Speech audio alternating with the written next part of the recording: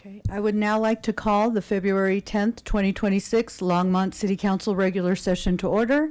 The live stream of this meeting can be viewed at the city's YouTube channel, or longmontpublicmedia.org/watch, or Comcast channels 8 or 880. Can I have a roll call, please? Absolutely. Mayor Hidalgo Faring. Here. Mayor Pro Tem McCoy. Present. Councilmember Christ. Present. Councilmember Kalkofer. Here. Councilmember Marsing. Here. Councilmember Popkin. Here. Councilmember Prieto. Here. Mayor, you have a quorum. Great. Let's stand for the pledge.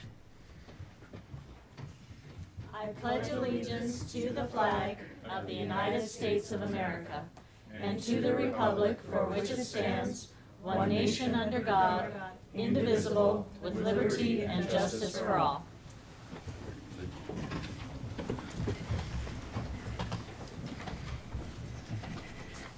Okay, so in accordance with the City Council's rules of procedure, the rules for providing public comment are as followed.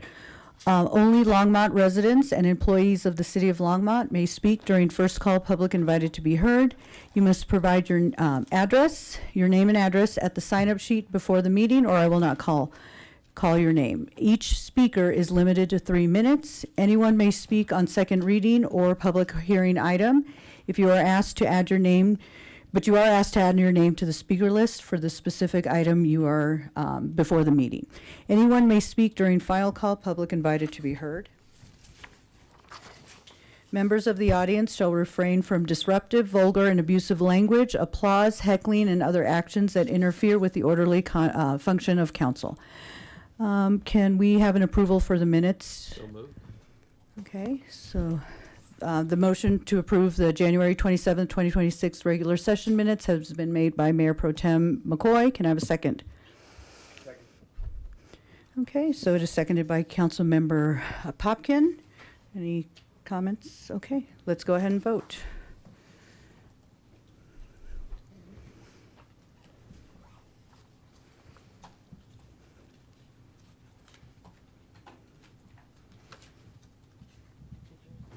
It says it's waiting.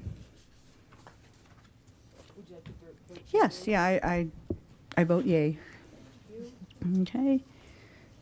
So that carries unanimously. Now, are there any, we're at the agenda revisions and submission of documents and motions to direct the city manager to add items to future agendas.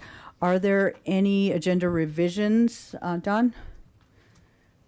There are no revisions, Mayor. Perfect. Are there any motions from council for future agenda items? I see Mayor Pro Tem.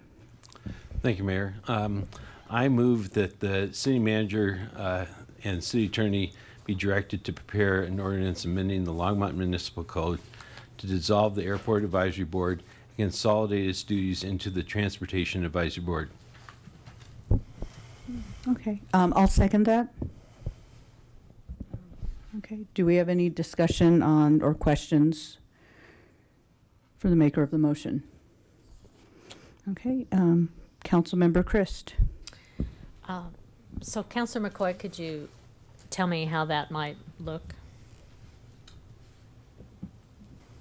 Sure. Well, I think that it's, if we dissolve the Airport Advisory Board and transfer all the advisory powers, duties, and responsibilities to the Transportation Advisory Board, you know, we could even potentially add 2 more members to the Transportation Advisory Board. I have full faith that that board is capable of handling the issues of overseeing that. Other communities, such as Boulder, do not have a dedicated advisory board for airport. They have a transportation advisory board, which is a piece of that puzzle. And so my recommendation is that we take advantage of that. I think we are finding that some boards aren't getting filled, and it might be advantageous to us to have folks bring that together. So I think both transportation and airport advisory are usually full boards. So we would be going from 2 7-person boards to 1 9-person board. Speak closer to the mic. Now, last time they told me they could only hear my heavy breathing. So I was trying to be considerate, but I will I will talk again. So we would be going from 2 7-person boards down to 1 9-person board. And then also, have you talked with both transportation and airport about this? I mean, have not. particularly the transportation director who would be overseeing all this? I have not, but I think that we Okay. still are in a position that I think now is probably the time to do this.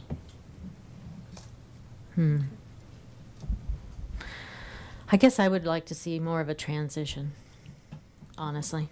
Thank you, Thank you, Councilmember. Councilmember Kalkoffer. Thank you, Mayor.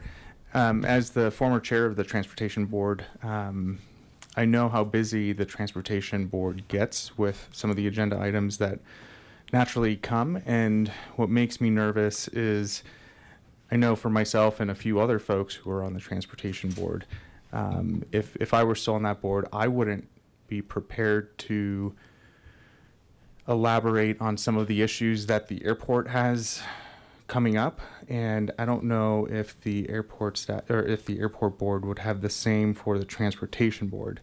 There's a lot of information that the transportation advisory board processes, and I'm nervous that we're just adding too much to one board's plate.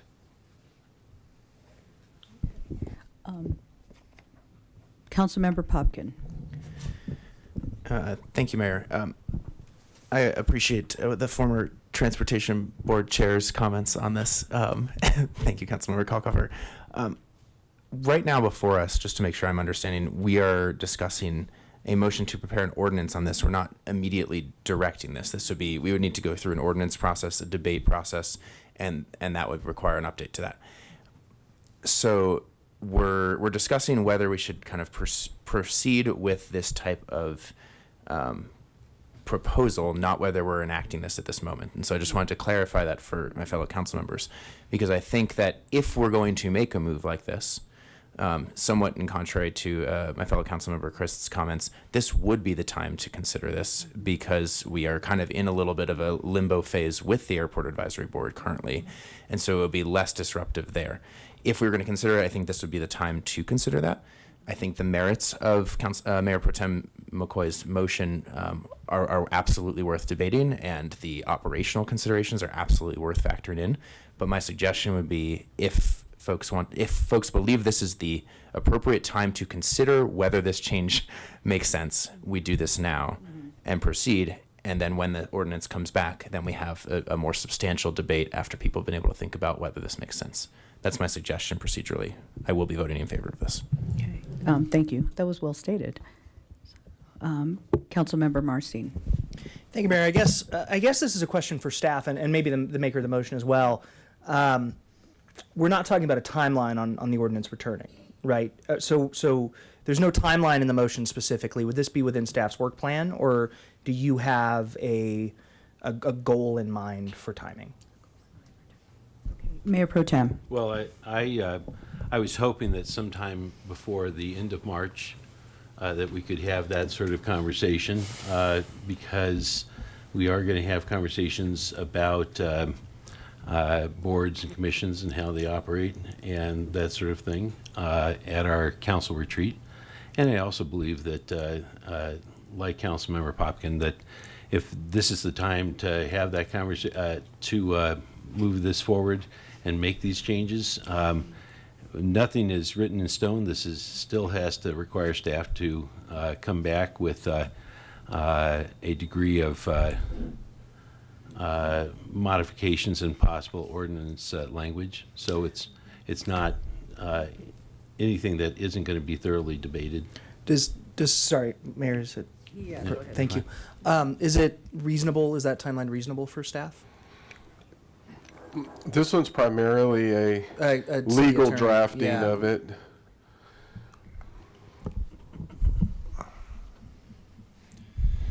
Mayor and Council, we do have a number of large projects on our plates at the moment. I think that the drafting itself is probably not that difficult. I think that it would be the policy decision of council that's going to be the more difficult part of this. Okay. Okay, and that falls on us. Yes, it does. So, okay, thank you. Councilmember Prieto. I appreciate the spirit of just like the thought process in this, and I was thinking about doing something, doing something similar, but kind of altering some of boards, or keeping those boards. But yeah, anyways, you guys will know about it when I make that motion.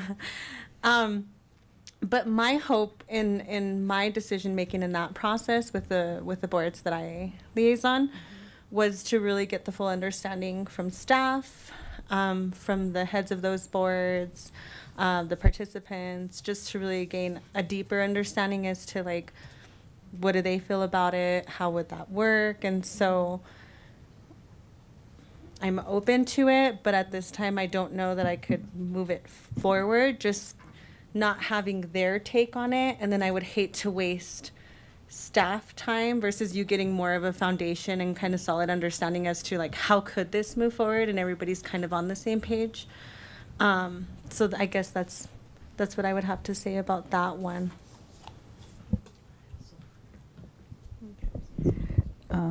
Councilmember Marcin, and I believe this is your second time. Yes. Thank you, Mayor. I'll be very quick. This is an interesting prospect, and I think it addresses, some of the challenges that we've had in figuring out how to organize and manage this, the questions that are coming in front of us from a transportation perspective. I appreciate Councilmember Kalkoffer's thoughts. I do think that because you're proposing this through an ordinance process, we will have a public process that we will be able, and I imagine we will hear from the airport community about their feelings on this. I imagine we'll hear from the broader community, and that's something I'm willing to entertain, because I think figuring out how we avoid some of the challenges we've run into in the last few months is a relevant conversation to have, and I think this is potentially a vehicle to do that. So I'm going to support the motion and feel good about going through that process. Okay, thank you. Councilmember Christ, and this is your second time as well. So I have utmost confidence in the Transportation Board. I was the vice chair of the Transportation Board for a number of years before Alex Kalkofer took my seat, actually. Yeah. And I just want to remind the council that staff generally does what council asks them to do. And Cammie Edson, I have also utmost confidence in, and she's sitting too far away to see if she actually blanched when we recommended this. But she's fairly new in the position. So I just want to point out that, you know, she's learning the position that was filled by Phil Greenwell for a number of years, and would like to get her settled in that position a little bit longer before we throw yet another task on her plate. So I will not be supporting it at this time. I would also like to talk more about it at our retreat. Okay, thank you, Councilmember Christ. Councilmember Kalkofer? Thank you, Mayor. I also don't think I'm going to be supporting this at this time. We have a lot on our plate right now, and there's a lot that happened the last 24 hours that is going to require a lot of staff's time. And with the last changes that we made during our last council meeting about changing how we are doing the interview process and who's going to be leading those interviews, I kind of want to see that play out first, because we've already started making strides in that direction. And Cammie and Jen are both new, and I kind of want to give them the opportunity to run with that board as it is and with our direction as liaisons. Also, our retreat's coming up, so I definitely want to kind of work out, and instead of changing so many things all at once, I kind of want to see the things that we've already changed, how it's going to affect the future, especially for those two boards. Thank you. Okay, thank you. Seeing no one else in the queue, so I will be supporting this motion just because we're not writing anything into an ordinance yet, but it opens up that dialogue and having us really rethink. You know, I've had conversations with staff before, like, why do we have the boards that we have, and why don't we have other boards that seem more aligned with, you know, Housing and Human Services, and, you know, not trying to give anything away, but yeah, sorry, didn't want to steal your thunder.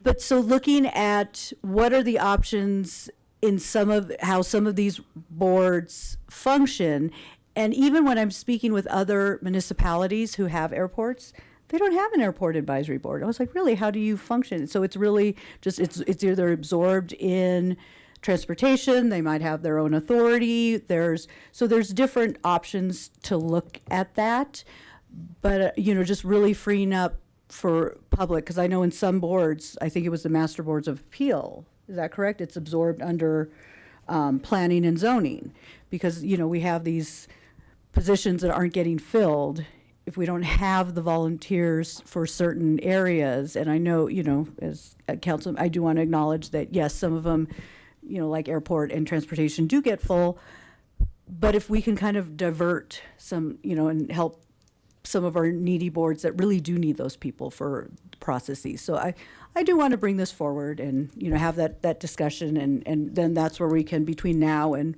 when it comes back to us, where we can really, you know, tap into current board members, public, and have that engagement process where it's more refined. So, but let's go ahead and vote.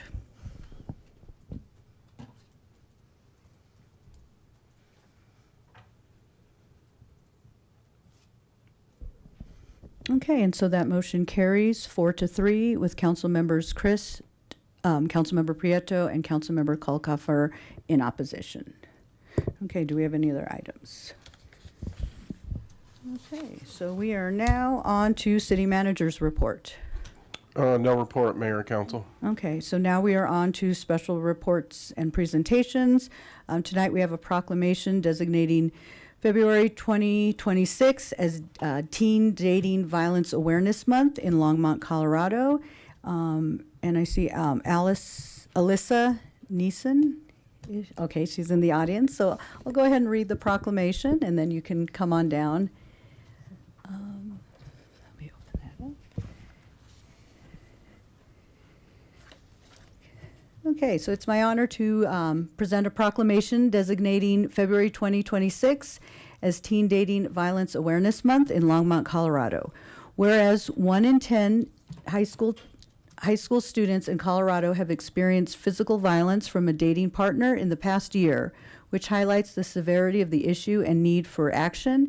And whereas nationally, 1 in 3 adolescents will experience physical, sexual, verbal, and emotional abuse from a dating partner before turning 18, putting them at greater risk to struggle with substance abuse, attempt suicide, and be re-victimized in adulthood.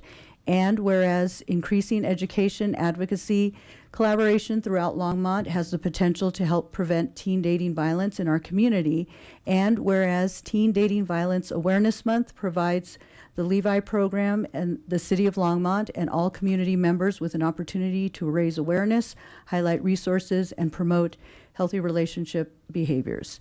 Now, therefore, I, Susie Hidalgo Faring, Mayor, by virtue of the authority vested in me, and in the City Council of the City of Longmont, do hereby proclaim February 2026 as Teen Dating Violence Awareness Month in Longmont, Colorado. So thank you. Thank you for writing this out. Yeah.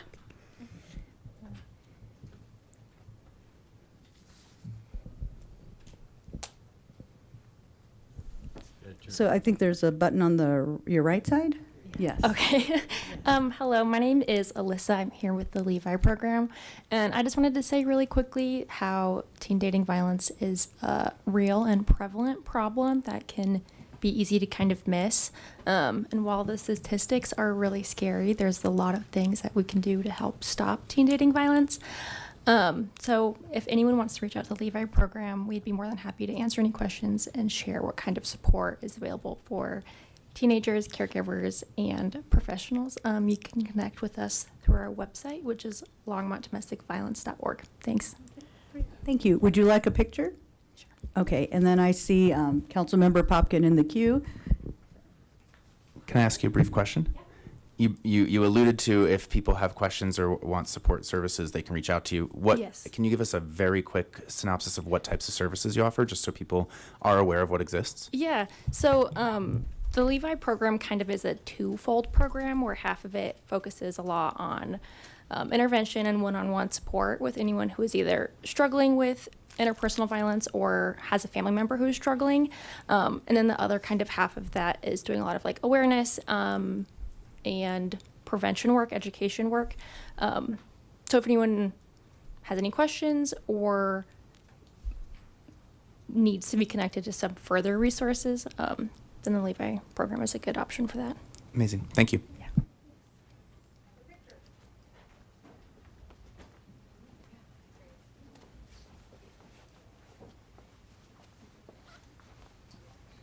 I'll get you right there with the kids. Sure. I can actually send you the one too. Okay. Yep.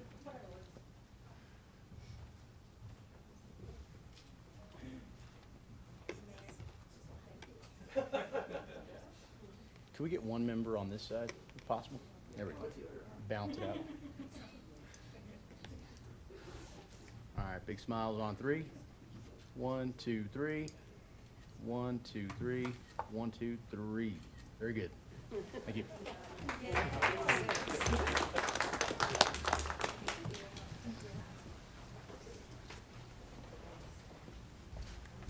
Drop me an email and I'll send it to you. Thank you.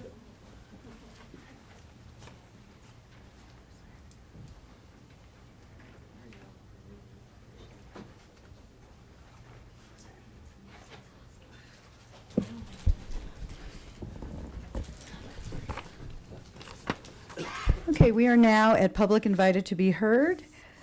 I'll start with the first person on the list, and I have Sue Alberg.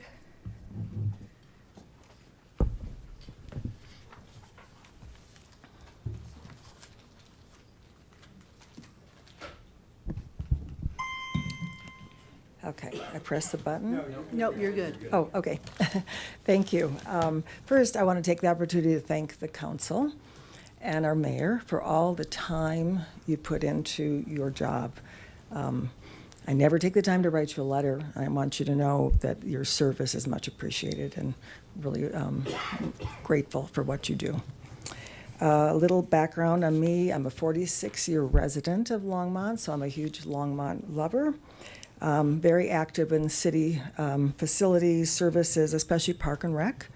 A former Park and Rec board member a number of times. I also was a career teacher librarian for St. Vrain Valley Schools. This morning, and some of you maybe don't even know it, there was a letter sent out by the YMCA to their members saying they're closing the 28th of February. And I'm not going to read the whole letter, but the CEO says, our goal is that the city will reopen the facility as a recreation center soon after. Which, of course, the city promptly, and thank goodness, put out a statement saying that was not true. They'd been in talks, but there was certainly no commitment made. So I want to thank the city for that, and I want to thank them for the process, for stopping rumors from starting, which I'm sure are floating anyway.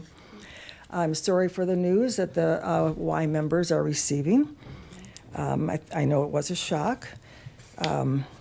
I also want to say our last council was approached by the Y, which some of you know, with a land swap idea, which I came at that time to talk to the city council because I was very against that, sort of this public-private, partnership. And I'm glad that they did reject it. I think it was a win for city residents. But what I want to talk about is this is sparking, sort of a time to open the dialogue for the city of Longmont to come back to. We need a rec center. We need a new library. We need more community space. And I really hope that this new council is going to consider doing such a facility altogether. When the ballot, I think it was 2 years ago, came out with a separate library, a separate pool and ice, and of course this arts facility, we all knew the voters were going to say absolutely no. I really hope that our city will have the foresight to look at how can we make all of this happen. It is a need, I think is an absolute need in Longmont, especially our rec facilities. I'm an active swimmer, so every time there's a swimming pool being discussed, I'm right there behind it. I would be thrilled to be on a committee, a city citizen committee, to help start talking about that. Okay, thank you very much. Thank you. Next person on the list, Sharon O'Leary.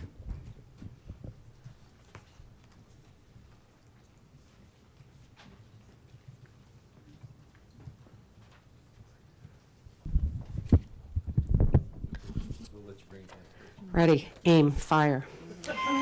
Sharon O'Leary, 534 Emery Street. I'm here tonight because I also was made aware of conversations of the YMCA closing, and it strikes, look at that, strikes fear in my heart. Okay, so I'm going to just give you some backstory. I served on multiple times on the Park and Recreation and Open Space Board. I was a part of Decision 99, yes on 2A, and we got our rec center. And it has been serving our community for 26 years. Now let's think what has happened during that time. Our population has increased enormously. And our Centennial Pool is struggling, and I can't even, because I'm not a swimmer, give you how long that's been struggling, but there's great need. And then we have this thing going on this year where it's very warm during the winter. Are we keeping the ice pad going? I don't even know, but it all terrifies me. And I think one thing that the city has always done extremely well is parks, recreation, and open space. They came with the concept of dog parks. They're taking care of everyone's health and exercise, and it's a beautiful thing.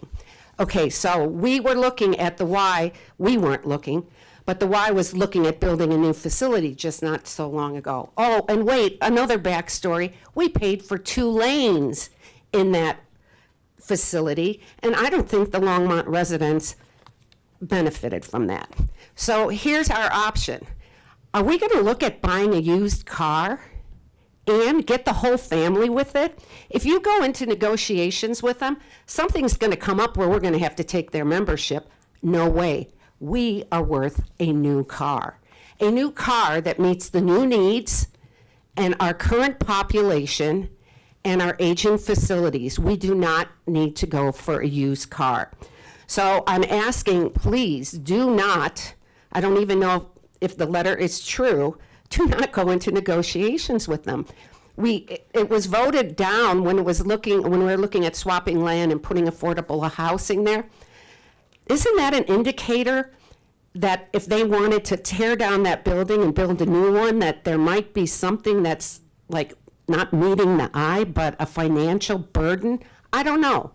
I'm just looking at life and taking guesses and throwing them out there. Now I'm going to just jump quickly. I don't know how much time I have, but the new flag. We have arts in public places. Let's do this. Arts in public places has funding to do this. We could do it through them like the shock boxes. The other thing we could do is have people form committees that have to have youth, seniors, and families involved, and we make teams and come with presentations. May the best one win. I so thank you for your time and dedication. Thank you. Next person on the list, Sabra, and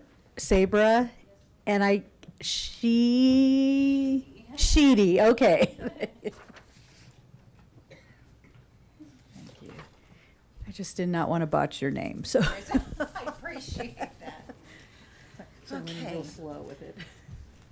I'd like to say good evening to the mayor and city council members. My name is Saber Sheedy, and my topic to talk about this evening is a crisis that impacts the community, students, it's social media safety.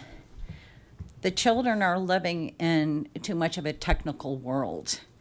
They have cell phones and they have no idea how to use them. They're constantly on their phones.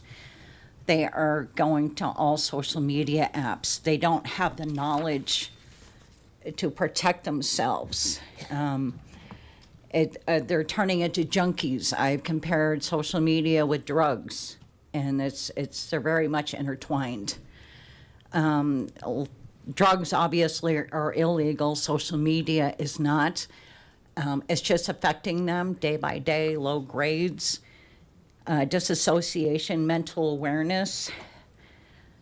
So my thing is, I would love your help in any way you could give to me to help the children make social awareness safety classes in the schools, because they're not going to look at it online. They're too busy scoping out their phones to even read that. They're addicted to their phones. The parents, they didn't grow up with social media. The parents don't even know about social media. So I think like maybe a Friday or Saturday night at the library somewhere, so the parents could help and also understand social media. But the students need more help, because where they're going, they don't know who they're talking to. There's predators out there preying on your children, the community's children. I think the more awareness that these students have, they can better protect themselves, each other, and make a difference, because it's very hard to prosecute. And they need the knowledge and the awareness, because if they don't get it, they are so lost, and we can't afford not to get something like this through. They're at the mercy of these predators. They say what they say. The kids don't know who they're talking with, and they can just, the predators are messing with their minds or saying things, and these kids are buying into it. The influencers out there. It's just a constant battle, and the cell phones are not babysitters, and they need to be aware of what's going on so they can better protect themselves. Students are falling asleep in class, low grade averages. They take their phones to bed. I mean, so however you may help me in any way or put me in contact, I would appreciate it. And I thank you very much all for your time to this matter. Great. Thank you. Thank you. Ken Austin.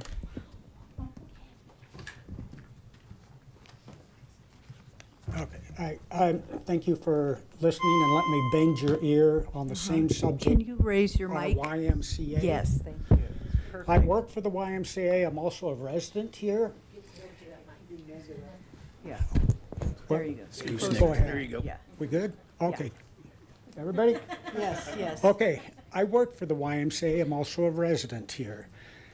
I'm here tonight to urge the city council to immediately freeze any contracts, negotiations, or monies that is going to the YMCA of Northern Colorado until the CEO and this management team of YMCA Northern Colorado is investigating. Can you move your mic a little bit closer? Right in front of you. Yeah, you got to get right close to Sorry. it. I believe that this YMCA is mismanaged taxpayer dollars.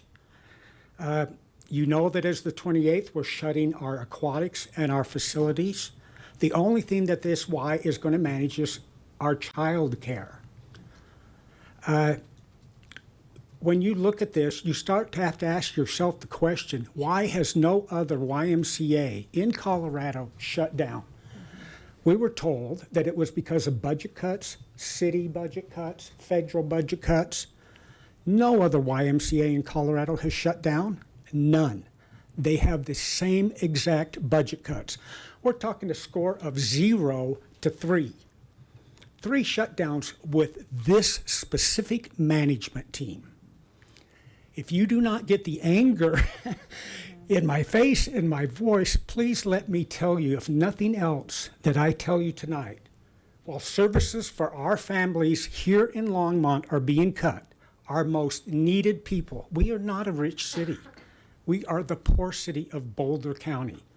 Money is being diverted to a YMCA camp up in the hills that is $7 million. How does, and this is the question, you got to ask the other question, how does Chris Coker and his family, their compensation, Chris Coker's our CEO, $331,000 last year. His wife is the chief marketing manager of YMCA Northern Colorado, $161,000 last year. Their daughter is in a higher paying position in the YMCA organization. If this doesn't smell and taste of nepotism, nothing does. We are the ones that are paying the price for this family. If this is the one thing in my 10 seconds, is the fact that this family is running this as a family business, not as a YMCA. Thank you. Thank you. Amy Mann.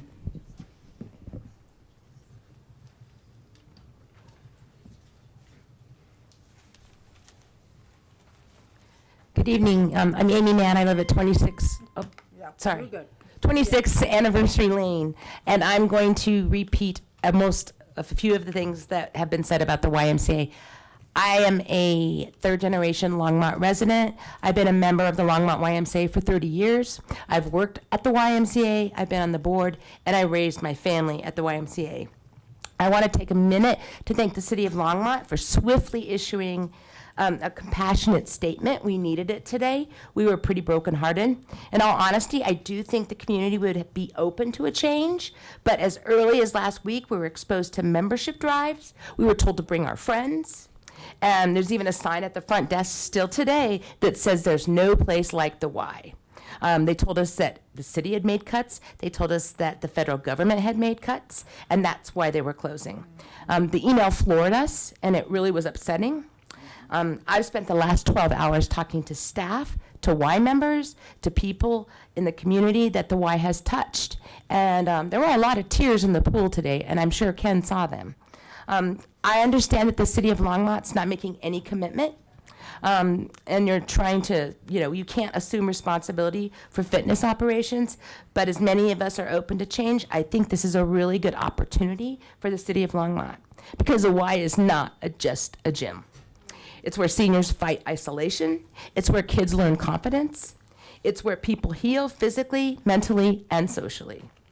For the decades, the Y has been an incredible place to be.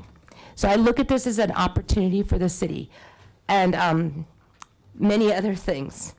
The transition, how this happened, really does matter. The speed of this decision-making, the lack of transparency, the late email that we all received last night, not all of us actually, felt unprofessional and dismissive of the community. Major changes that have affected thousands of residents deserve an open dialogue and clear, timely communication.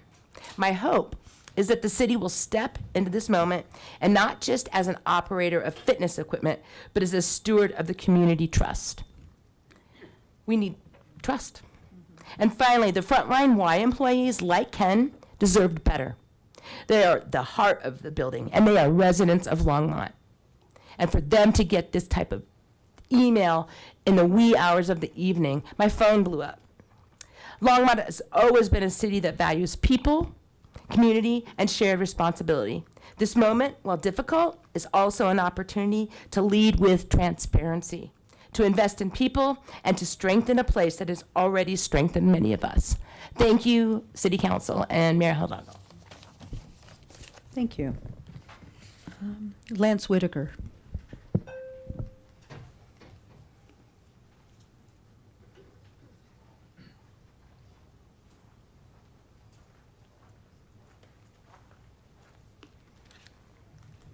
Morning, Mayor and Council. My name is Lance Whitaker, resident of Longmont for over 44 years now, as you all know. I'd like to mention today is National Flannel Day. It is also National Safer Internet Day, as the young lady was boldly speaking earlier. It is also National Home and Warranty Day, so all your refrigerators and washer and dryers will go out tomorrow. It's also National Umbrella Day, and with all the sun, you may need one of those. It is also National Cream Cheese Brownie Day. I don't know what that is, but I definitely want to try some of that. It is also Jim Whitaker's birthday. While we have no relation, he is a mountaineer. He was the first mountaineer to summit Mount Everest. It is also on this day that the World War II peace treaty was signed in 1947. So thank you for your time and have a good day. Thank you, Lance. Scott Stewart.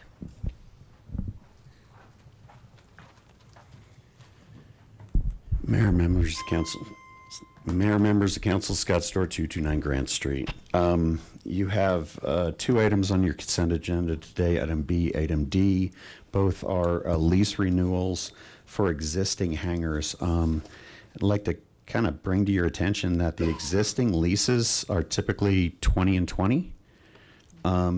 For some reason, you're signing a 30-year. We've applied a 30-year term to the renewal of this. That would basically make that existing hangar a 50-year lease. What are we doing?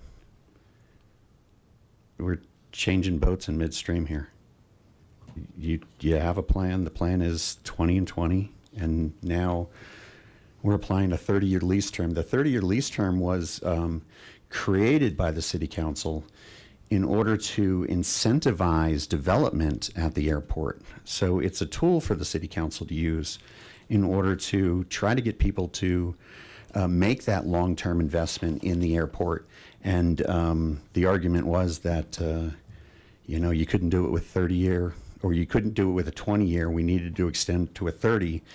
But now, for some reason, we're applying a 30-year term to an existing hangar lease. I think you're all smart enough to understand what I'm saying here. Hope you have a great night. The city does do great things with parks. That Thompson Park playground set, is that heavily used. Love it. Great, thank you. Steve Altschuler.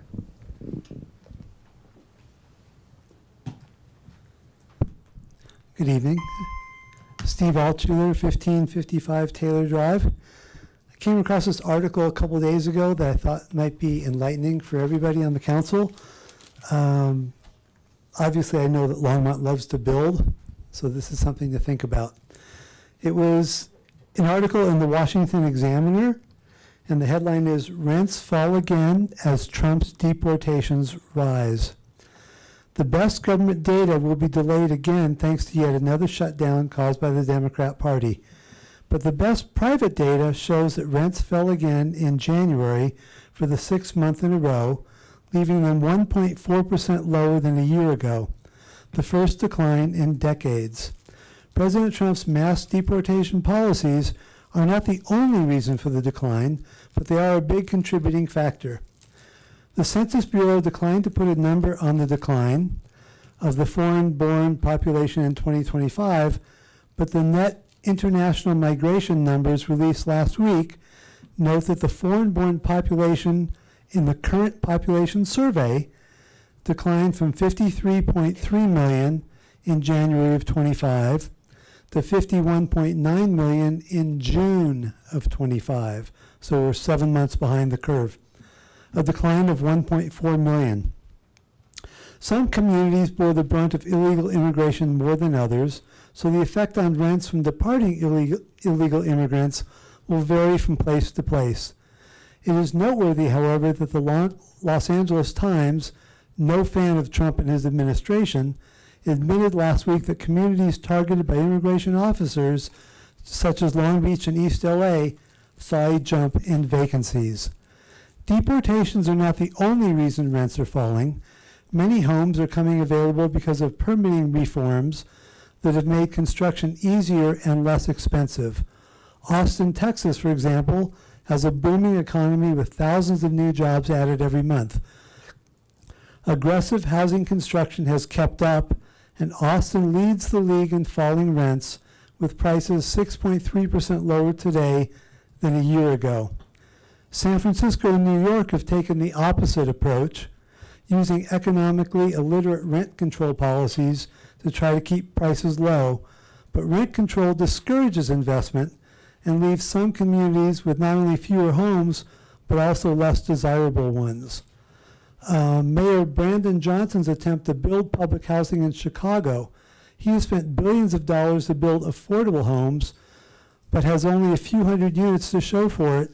Meanwhile, rents in the city are up 4.2% compared to this time last year. Rents don't rise or fall by chance. They are a product of policy. Great, thank you. John Lauren.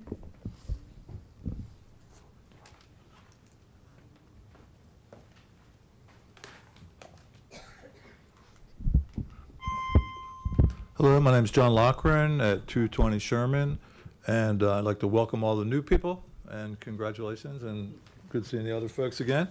I did give a packet to you all. Right up here on the front is a copy from the Longmont website on code enforcement, and it says, report a code violation. Residents can help maintain community standards by reporting potential code violations. Your cooperation is vital to keeping Longmont safe and beautiful. Sounds great. I'm going to urge you to get that off of there or actually take it to heart and put some teeth behind it. Because the city's failed to actively enforce its own rules, actively minded residents like myself and my neighbors have been subject to weaponized court proceedings, costing thousands of dollars and resulting in the loss of liberties, including the ability to address council here today on this issue. So it's pretty serious. On the other pages, I have the conclusion from Judge Henselman. Now, I had two charges brought against me on different times. February 22, when these parking violations stuff began at the local commercial establishment, and then just after the election of this year. And I never knew about the previous one because it got thrown out. But the second one cost me like $6,000 in legal fees, and some other people again have been unable to do have felt they were not able to participate as they would like. I have some suggestions rather than just complain and go through the whole thing. Here's some things, because people, before they even knew about any of these charges against the neighbors, like myself, people have said that they were intimidated to participate in community hearings on zoning violations or variances and stuff. So one solution that I would suggest that you take into consideration is to allow for anonymity for comments and participation once the person's name and address are confirmed. Okay, and that would exclude the out-of-area person. But they could be confirmed as a resident and then just keep their information anonymous. Number two, the city should have a liaison to follow through on residents' complaints and keep the complainant informed as to the progress of the complaint and the department in which the issue has been referred. So that person could follow that issue throughout until its successful conclusion. Number three, have zoning enforcement and other entities actually enforce the rules to prevent people from just hanging on the limb and being intimidated and obstructed. Thank you. Thank you. Last name on the list, John Higgins.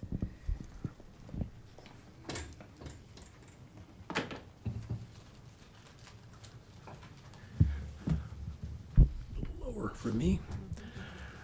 Good evening, John Higgins, 1115 Venice Street here in Longmont.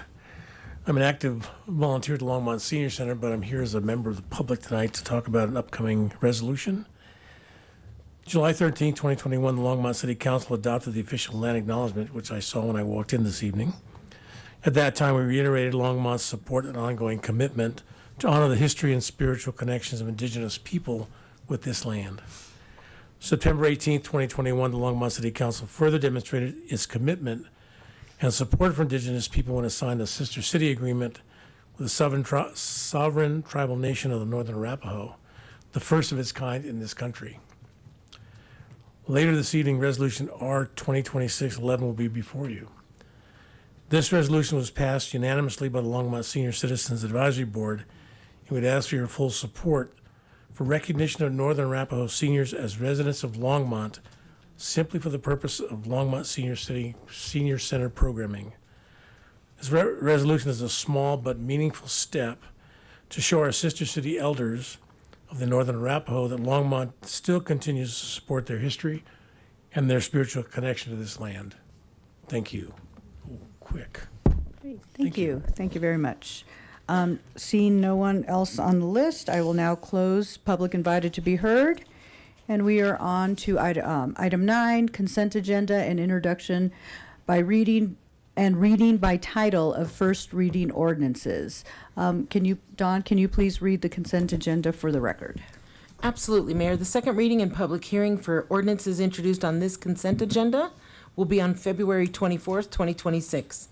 Item 9A is Ordinance 2026-03, a bill for an ordinance making additional appropriations for expenses and liabilities of the City of Longmont for the fiscal year beginning January 1st, 2026. Item 9B is Ordinance 2026-04, a bill for an ordinance authorizing the City of Longmont to lease the real property known as Vance Brand Municipal Airport Hangar, parcel H-33, to Dennis Tracy and Dwayne Root. Item 9C is Ordinance 2026-05, a bill for an ordinance authorizing the consent to Vance Brand Municipal Airport lease assignment for hangar parcel H-14C to Book Family Trust.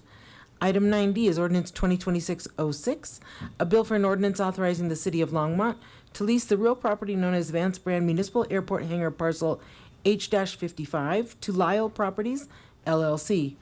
9E is Ordinance 2026-07, a bill for an ordinance conditionally approving the vacation of a drainage easement located within the boundaries of the Fairgrounds Marketplace subdivision plat.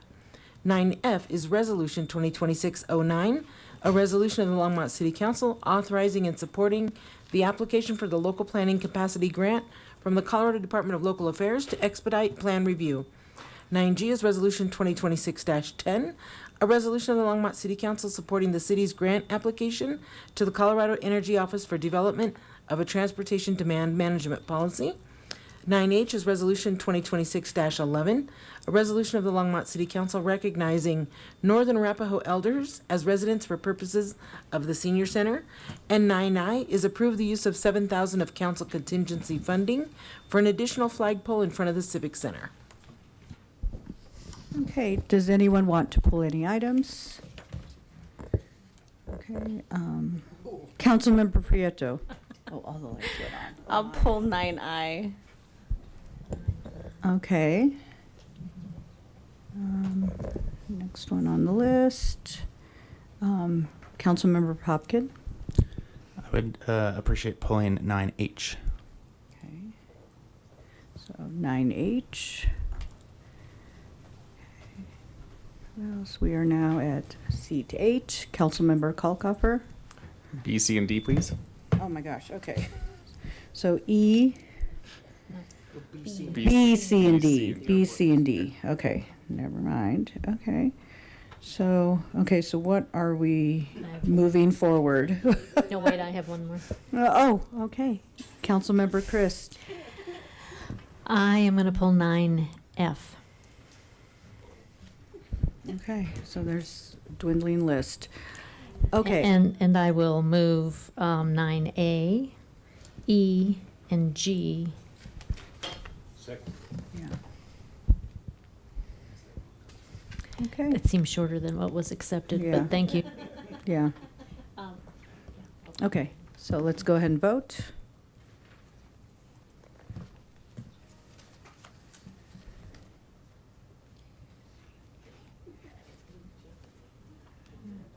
So, okay, and so the motion to approve the consent agenda, except items, minus items B, C, D, F, I, H, and I, has been carried unanimously. Okay. And we do not have any ordinances on second reading, so we're going to come back to items removed from consent agenda. And we'll start, we'll just start going down the list. So starting with B. Councilmember Kalkofer, I think, were you B? Yeah. You have the floor. I'm just curious about the term of 30 years versus something lower that we've seen in the past, and what they're expected to do with the property. Are they going to be doing any renovations? What is their intent with this 30-year lease?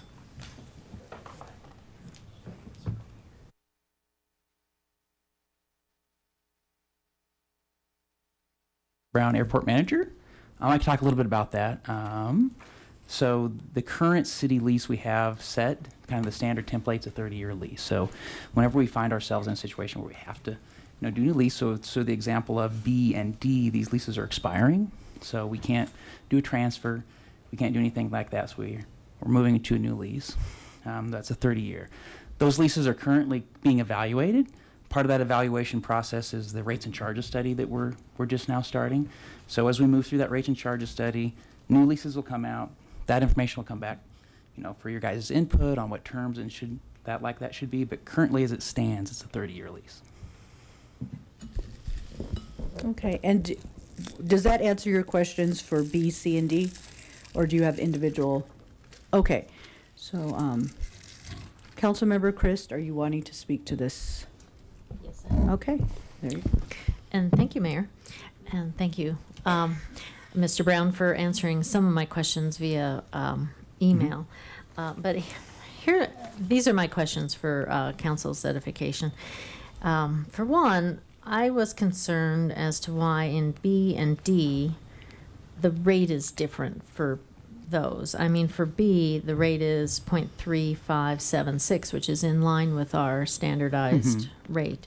But for D, it's 0.3606, which is more than our standardized rate. So via the rates and charges that was last approved by City Council, it's whatever the set rates and charges is, or if it's already a higher rate, that rate. So in that case, it was that rate. So it was already higher. Yep. But this is the same rate now. It was actually less in the 20-year lease preceding, correct?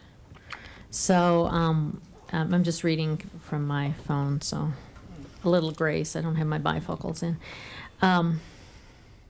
It looks like, at least with H55, which would be D, it was the original lease was for $744.12. So now it's almost twice as much. So not quite as much. it'd be pretty hard to kind of judge that without looking at the big giant spreadsheet of what each rate has been. So Currently the way lease rates are set at the airport, and to my understanding for the rest of city land, it's adjusted yearly by the CPI, as Consumer Price Index.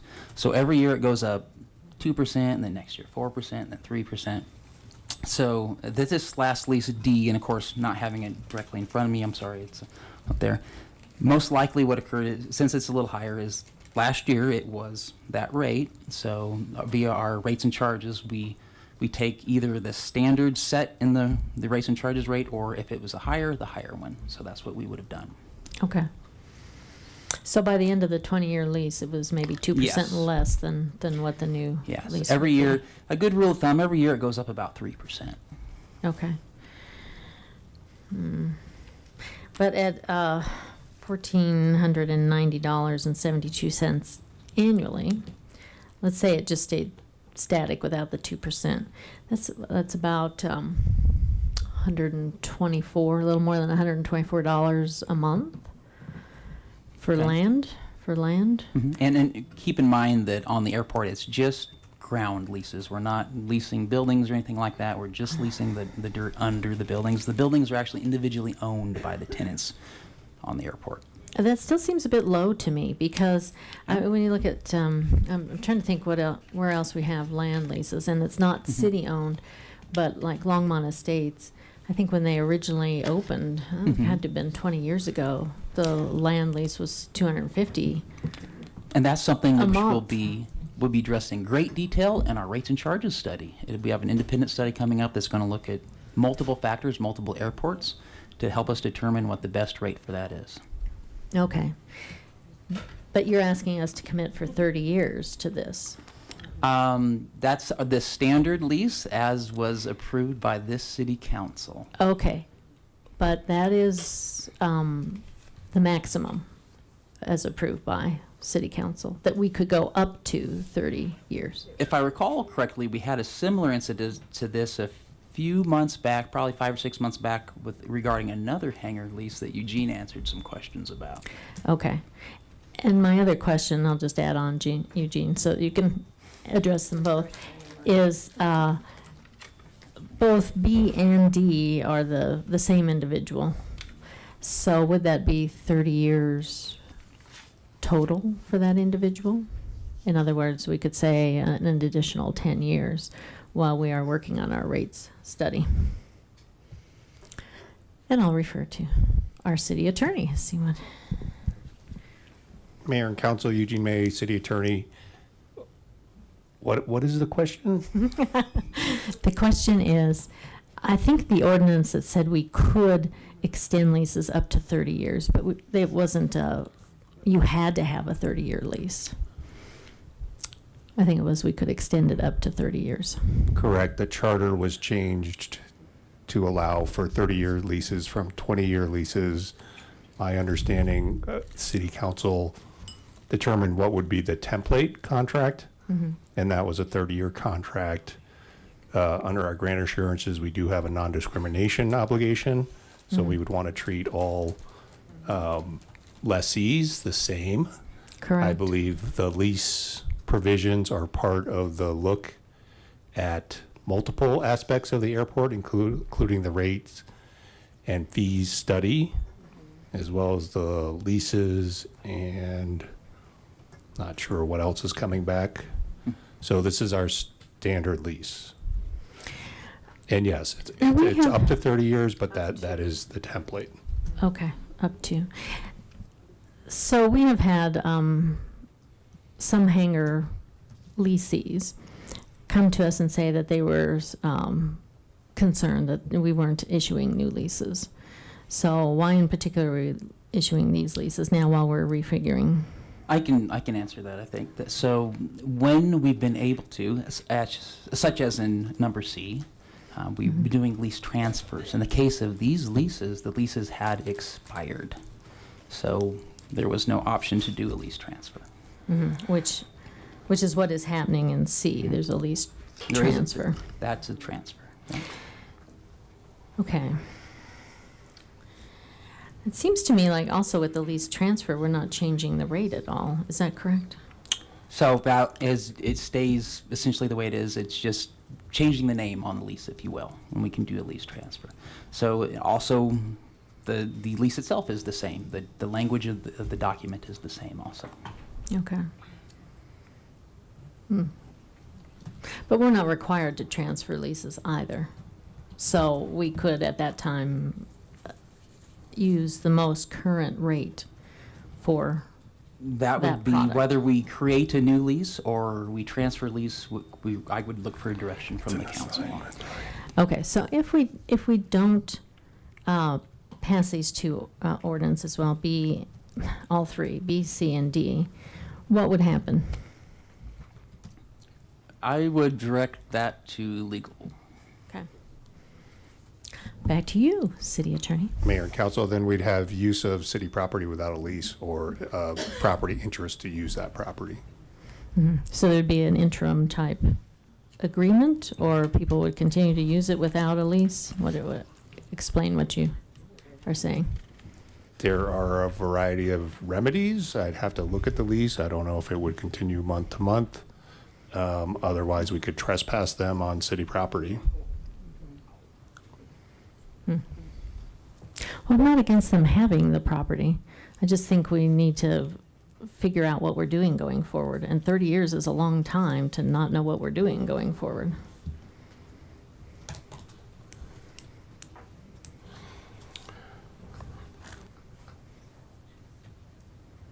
City manager, it looks like you want to say something. I'm not sure what the question is. Yeah. Yeah. And Diane, you have about 1 minute left. Oh, thank you. Yeah. I feel like I got my 5 minutes, I just want to say. So, my feeling about this is that we should, and I think I've got more input. My feeling about this is that we should shorten the time so that we have time to figure out what leases are going to look like going forward so that we can apply them evenly. Otherwise, we're going to have individuals with 30 years that aren't going to look the same as the ones going forward. So that's a conflict with our policy, So I think- treating everyone equally. So I think there are a few issues.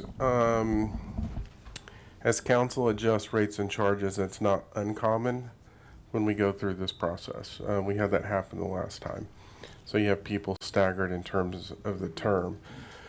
I think to the answer of a previous question, I think you have different issues. So, and Eugene, correct me if I missed this. In terms of the standard template that was approved by council, when you have the non-discrimination provisions by the FAA, that is the template that we're using. And so you have to treat those folks the same when their lease expires. Where you have seen something different is where there's actually an assignment of the lease. So the example would be Eugene owns a hangar. I'm purchasing the hangar from Eugene. Those we're treating as an assignment in keeping with the existing lease term, which we have the ability to do contractually, and that doesn't get into that non-discrimination piece. Yeah, they're just living out the lease. They're just living out the lease. And so the real question is when the lease term expires, the template for the lease is 30 years, of which that is what's been adopted. And so that is our recommendation in terms of continuing it until we get the rates and charges and create a hard definition in terms of when we move forward based on the different FAA rules. Is that clear as mud? Did I get that right, Eugene? But it's up to 30 years. We don't have to do 30 No, years every time. the template is that we've been using is a 30-year lease. The ordinance says up to 30 years, but the template that was approved that we've been using has been a 30-year lease. And that's the distinction when you look at the non-discrimination provisions that we're trying to work with. Thank you. All right, so you're going to ask Yep. for a motion and. No, we have other people in the queue. Oh, okay. So, I'll let others talk. Mayor Pro Tem. Thank you, Mayor. Eugene, kind of along the lines of Councilmember Chris, do we, and maybe Harold, you'll be able to answer this more accurately, What's the time frame on this? When should we be expecting the rate and charges? Is that that's coming up? What So we're just here waiting to, so we've gotten bids that got out, just waiting to hear back from procurement. In fact, I sent a reminder email to them a little bit earlier today, so we can get that signed and get some timelines on moving forward. Okay, so I'm just trying to make sure that because maybe we could do an interim lease like was kind of implied, possibly month to month until that has come up. But it's just a thought, so I'll let others speak to this if they have other ideas. Thank you. Councilmember Kalkoffer? Thank you, Mayor. Levi, how many 30-year leases do we currently have? Let's see, I want to say the 30-year lease was approved in, let's see, I want to say 2021, 2022. I can't speak to that. And then we probably do 5 or 6, 10 leases a year. So there's probably, I'd say there's 20, 30 out there. Of course, I'd have to look into the record to get the exact details. And then are we at capacity for land, or do we have any available plots for lease? So currently, I'm trying to think of the best way to answer this. There is a great deal of land on the airport that could be developed. There's some challenges to that. We've got electricity fairly close, although the electric infrastructure needs to be increased. We got water. The next big step is drainage on it. So I guess the short answer is there is, but not in the immediate future, because large projects would have to occur. So there's a shortage of available lease or land for lease that somebody can jump in. Yeah, so someone couldn't just jump in today and get a lease. And what is the current wait time to get into a lease? As soon as we have the south side of the airport drained, so it's all determines on. Oh, I mean, you mean do we have a pipeline of people who are interested in leasing land at the airport? So this airport's kind of unique area, as it's all city-owned land with personally owned buildings. So there's no city-managed wait list, if you will. Now, if the city owned their own hangars, I might have a wait list, and I could tell you, okay, our average wait is 3 years. But I don't really have that, because all structures are privately owned, so all negotiations between buildings are between the owner and the buyer, and really we don't deal with it until it comes to that transfer part. I'm in favor of a month-to-month until we come up with the rate study coming up soon. I would hate to lock us in for 30 years, and then we find out later that we should have waited, and the lease amount is way different. Even if it's in their favor and the lease goes down, I think it's in everybody's best interest to wait for that study to happen. Because if it's in their favor, great for them. If it's in our favor, good for us. But I think we do need to wait for that rate study to come out, and we should proceed with a month-to-month so they're not trespassing, because we want to make sure that we're good landlords. Thank you. Okay. Councilmember Prieto. So the other council members kind of stole my questions here. So I don't deal with airport leases, but I know a lot about housing leases and lot rent, to Mayor Pro Tem's point. So I guess my question was, had we went into the 30-year and then the rates and studies came out, it would just be locked in. They would be pretty much grandfathered in. What would be, if we needed to change it, what would be any fees or anything that the city would have to pay to break that lease if the rates and studies came out and there was a change in rate or whatever? Or we probably couldn't, right? I can, and Eugene, cut me off if you think I'm doing here. I think, once we sign that agreement, we're essentially committing ourselves to that agreement. Having said that, I can interject a little bit of additional information. At least going to full term on the airport is actually fairly rare. It's kind of interesting that we have on the docket tonight that actually most generally, and these were 20-year leases, most generally the properties are always sold before then. So seeing something come to term is a little bit rare, but almost always there's opportunity for the city to interject prior to that. Perfect, yeah. And I think my thinking was kind of that same month to month, treating everybody fairly from this point forward. I don't believe since I've been on council, we've had any other lease approvals. And so making sure we're being equitable, and we didn't have someone like in January, December who got their lease, but now we're like, oh, sorry. And so making sure we're being consistent. So I guess I would be in favor for a month to month until the rates and studies came out. And then that way they knew what they're going into and what that rate might look like.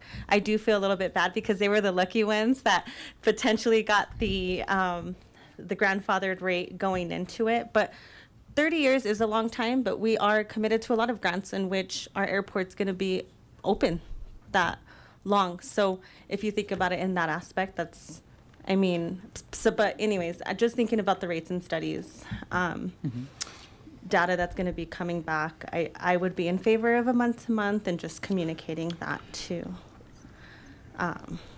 the owners.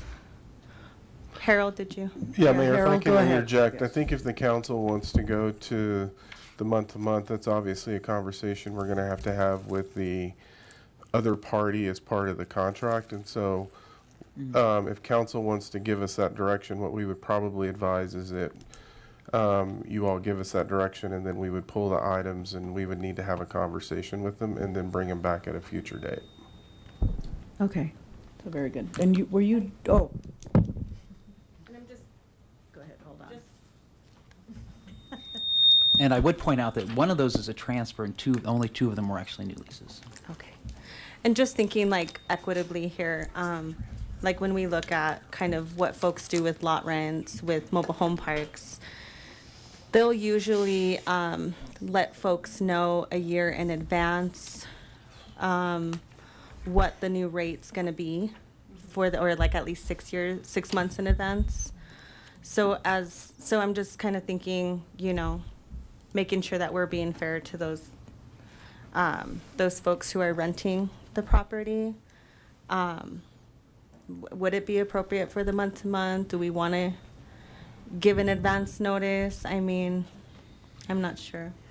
But yeah, I guess I would be in favor for the month to month versus the 30-year, but also want to make sure that we're being fair and equitable. Mayor, if I Thank can you. jump Yeah, in you too, can there's, in B, C, and D, you have two that are new leases with a 30-year term, which I think are B and D. B and D, yes. And then C is essentially consent to assignment of the lease, which is the remaining term on the existing lease. So C is, when we It's a little talked about different, not giving a new 30-year, that's C. Because that's just assigning the existing lease to another party. That is distinctly different than B and D, which is a new lease.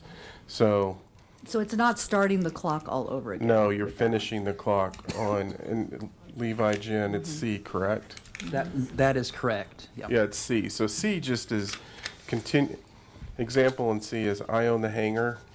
I have a 20, 30-year lease. I have 3 years left on it. I'm assigning it to Eugene, and Eugene is getting the remaining 3 years. That's C, which is distinctly different than B and D. B and D are new leases with a 30-year term. So council could consider C in a different way, and then if you want to give us direction to look at a month-to-month For B and D. For B and D, then I would suggest we pull those and let us go back and have conversations with the other owners, if that's the council direction. Okay, so if we're wanting, if I'm hearing this correctly, so I think the smoothest and most equitable position to take, or something that's not kind of, I don't want to say doing a bait and switch, or, what they were expecting one thing and then we're giving them something else, is to actually pull these two items tonight, pull them, table them, and have you all go back? So I think there's a policy question in this. Yes. Is does council want to approve them, or does council want to go on a month to month? If the council direction is month to month, then I would say we need to pull them. Okay. We don't have clarity in terms of what you all want to do. And so I think does council want to consider a month to month? And if the answer to that question is yes, our advice would be that we pull those and then go back and have the conversation Okay. Okay. So on very B, good. on B and D. On B and D, okay. So I've already given the mic to Councilmember Marcin. Go ahead. Thank you, Mayor. Just because I'm new, when did council adopt the current lease template? I want to say that was 2023, I think it was. Okay. So it sounds like this current council, I mean, what's the process for revisiting that at some point in the future? That's kind of already in the works with our rates and charges. Yes. And speaking of rates and charges, I know Mayor Pro Tem asked a similar question. I just want to really get clear timeline and expectation, mostly for the public, because when people are asking me personally about airport questions, very often my answer is we're waiting on rates and charges. And I've been, I've been told a number of different timelines over the course, I mean, including before I was elected, I asked about when that would come back, and I was told one thing, and the ball kind of keeps moving, and I understand the procurement process is complicated. So can you give us a current ballpark estimate on when that will come back in front of us and we can move forward? Because if we consider month to month, that's also a question for us of how many months are we talking about here? If I recall correctly, the contractors said 3 to 4 months once we initiated or gave them the absolute go-ahead, sign the paperwork. And I know it's a smaller cost contract, so essentially as procurement gives us the heads up, so I would hope that would be pretty quick. Okay. The clock will start. So that puts us early summer-ish, kind of around there. Okay. Yeah. And then question for Eugene, I think. Do we run into just discriminatory issues with a month-to-month relative to other leases on the property? Like, is there a legal issue there? If we're saying, hey, these leases are all month-to-month and everybody else is like, are we opening ourselves up for issues? Mayor and council, if you do pull B and D, we will consult with our special counsel and look at that issue and get back to council on it. Okay. Okay. Thanks. I put my mic off because all the echo. So, Councilmember Popkin. Thank you, Mayor. I believe I'm starting my clock now. I appreciate the questions from my fellow council members. I've been in your shoes seeing airport leases for the first time, so I appreciate us taking the time for that. That said, while I understand the desire to consider a month-to-month right now, I think it would be very unwise for us to do so. And I'll tell you why. I think it would be unwise for us to do that, to set policy based on or in response to specific leases. If we want to have a policy conversation on what our lease policy should be, I think we can absolutely have that conversation. I honestly think it's probably best had once we have the rates and charges study anyway later this year. And so when we think about staff time, capacity, legal issues, the negotiations, the contract revisions that we might be just prompting from this conversation, I think we're complicating this a lot and very quickly, and potentially it's interesting to hear the word equitable be thrown around in this conversation, because the current lessees or applicants for the leases are operating under our current policy. They're following our procedures. And as long as we're fairly applying our current procedures, they're doing everything above board. And so I don't feel comfortable not honoring that just because we might want to change policy. Grandfathering folks into new processes happen all the time, whether it's in housing policy, whether it's in development policy, whether it's in airport policy, whether it's in transportation policy. And so they're following our law. If we change our policy, we should have this conversation separate from this. I don't think this was a wasted effort. I think this was a really thoughtful conversation and good discussion, but I do think we should move forward, approve these. If we want to have a separate conversation on lease policy, we should do that, but it should be divorced from any specific lease. Okay. Thank you, member. Councilmember Popkin, thank you for that. I just remember I made a motion to not do something, and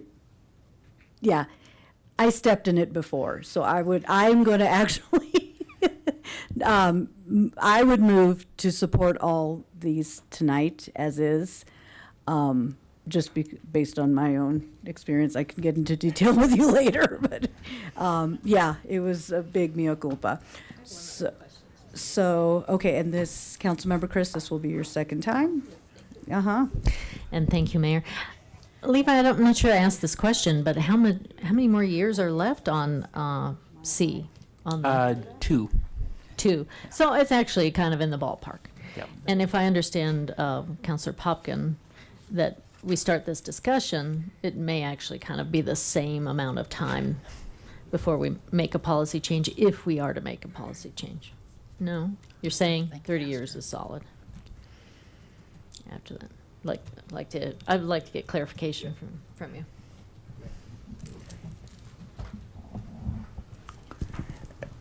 Thank you, Councilmember Christ. I think what I was saying is we should have a policy conversation about lease policies separate from individual leases out of fairness to the lessees. If the timelines align, I mean, I hope that we have this conversation much sooner than 2 years from now.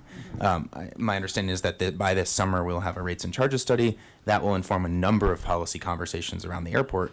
And that seems to me the most appropriate time to consider, kind of take a whole holistic approach to how do we want to manage the future fiscal sustainability and policies around the airport.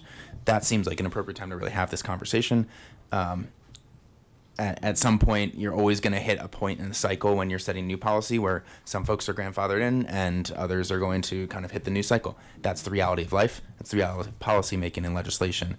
And so I would encourage us to not get hung up on just these in this moment, and probably a few we might see over the next few months as well, but think more long term of what is the policy future we're setting up for the airport beyond that. I hope that clarifies your... Okay, thank you. Okay, so no, I'm sorry, we're going to move on. I just want, what you're saying is your grandfather them in Yes. 30 years. I just want to be So, clear to them. yes, so that's, yeah. Yeah, thank you. So let's go ahead. Is there, would you like to make the motion, or? Mayor, I was just going to ask that we need to go Yes. through one by one. One by not one. as a bulk Okay. motion. Thank you. So we'll go ahead and start with item B, ordinance 2026-04. Do I have a motion? Okay, so Councilmember Kalkofer has made the motion to approve. Do I have a second? Second. Okay, and that's been seconded by Councilmember Christ. Let's go ahead and vote.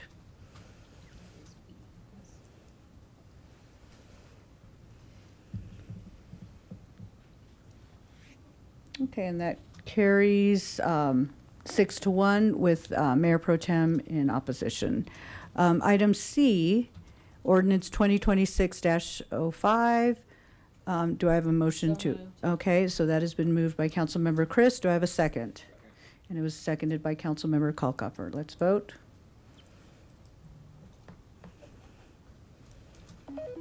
Oops, and the time is up. We're done. Okay, so the item carries unanimously.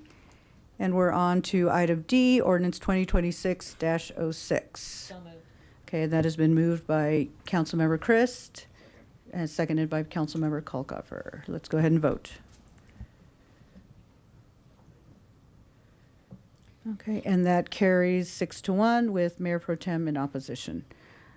Okay, so now we're on to item F. I couldn't remember if it was Popkin or Christ. Okay, so Councilmember Christ. Hello. Thank you, Ms. Doyle, for your patience. I meant to send you an email about this. It's a pretty quick question, actually. My question is about the funding is for affordable housing, but it doesn't have to be for rents. It can also be for sale properties. Is that correct? Are there limitations? So sorry, Mayor Hidalgo Ferry and Councilmember Christ. The specific funding that we're applying for is a DOLA grant program that is specific to software implementations to expedite plan review. So it's just a small carve out in that Proposition 123 funding, and there's no effect on rents or sale prices. Okay, so it's just a tool to use, and it's still up to council discretion whether that property that we plan with our AI becomes for rent or for sale. Absolutely. Okay, thank you so much. Is anyone else in the queue? No. Okay, We're then gonna go ahead and move the item. I move Resolution 2026-09. Okay, and that has been moved by Councilmember Chris, seconded by Councilmember Marcin. I've heard him like a millisecond before you. Yeah. And Okay. I want to clarify just one thing. So it's just a permitting tool. So, it's still going to be up to, the developer and the normal review processes of council. So it's not providing any additional oversight or anything, so. Okay, thank you. Let's go ahead and vote.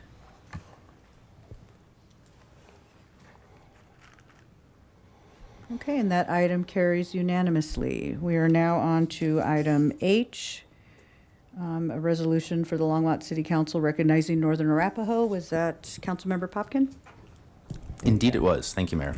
Thank you. I just wanted to thank the Senior Citizens Advisory Board for their thoughtful consideration on this. I am sometimes skeptical of performative acknowledgments that we take on from time to time, and I think this is a really great example of where we're making this tangible, and where we take a land acknowledgement statement, honor that, and make it actually honored with something direct and accessible to folks from a conceptual standpoint and literal standpoint when we're talking about a facility here. So I think this makes a ton of sense. I appreciate the Senior Citizens Advisory Board and Senior Center folks for considering this, and fully support this. And I just wanted to make a specific note on that. Thank you. Very good. And I think Carmen Ramirez would be very proud of what you had said. So thank you for that.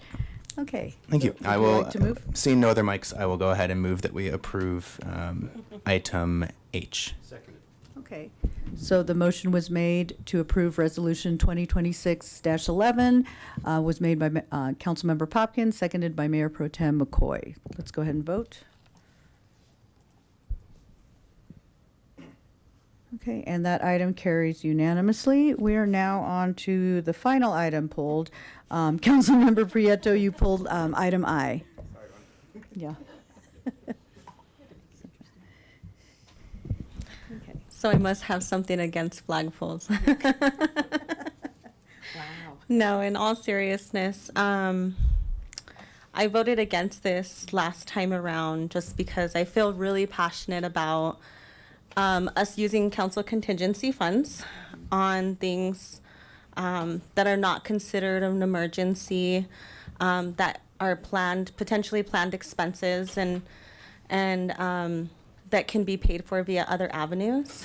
I would urge council to hold off on approving the flagpole until we get our new flag, to allow for staff and council to think of creative ways to raise the money for the flagpole or find another avenue to pay for it.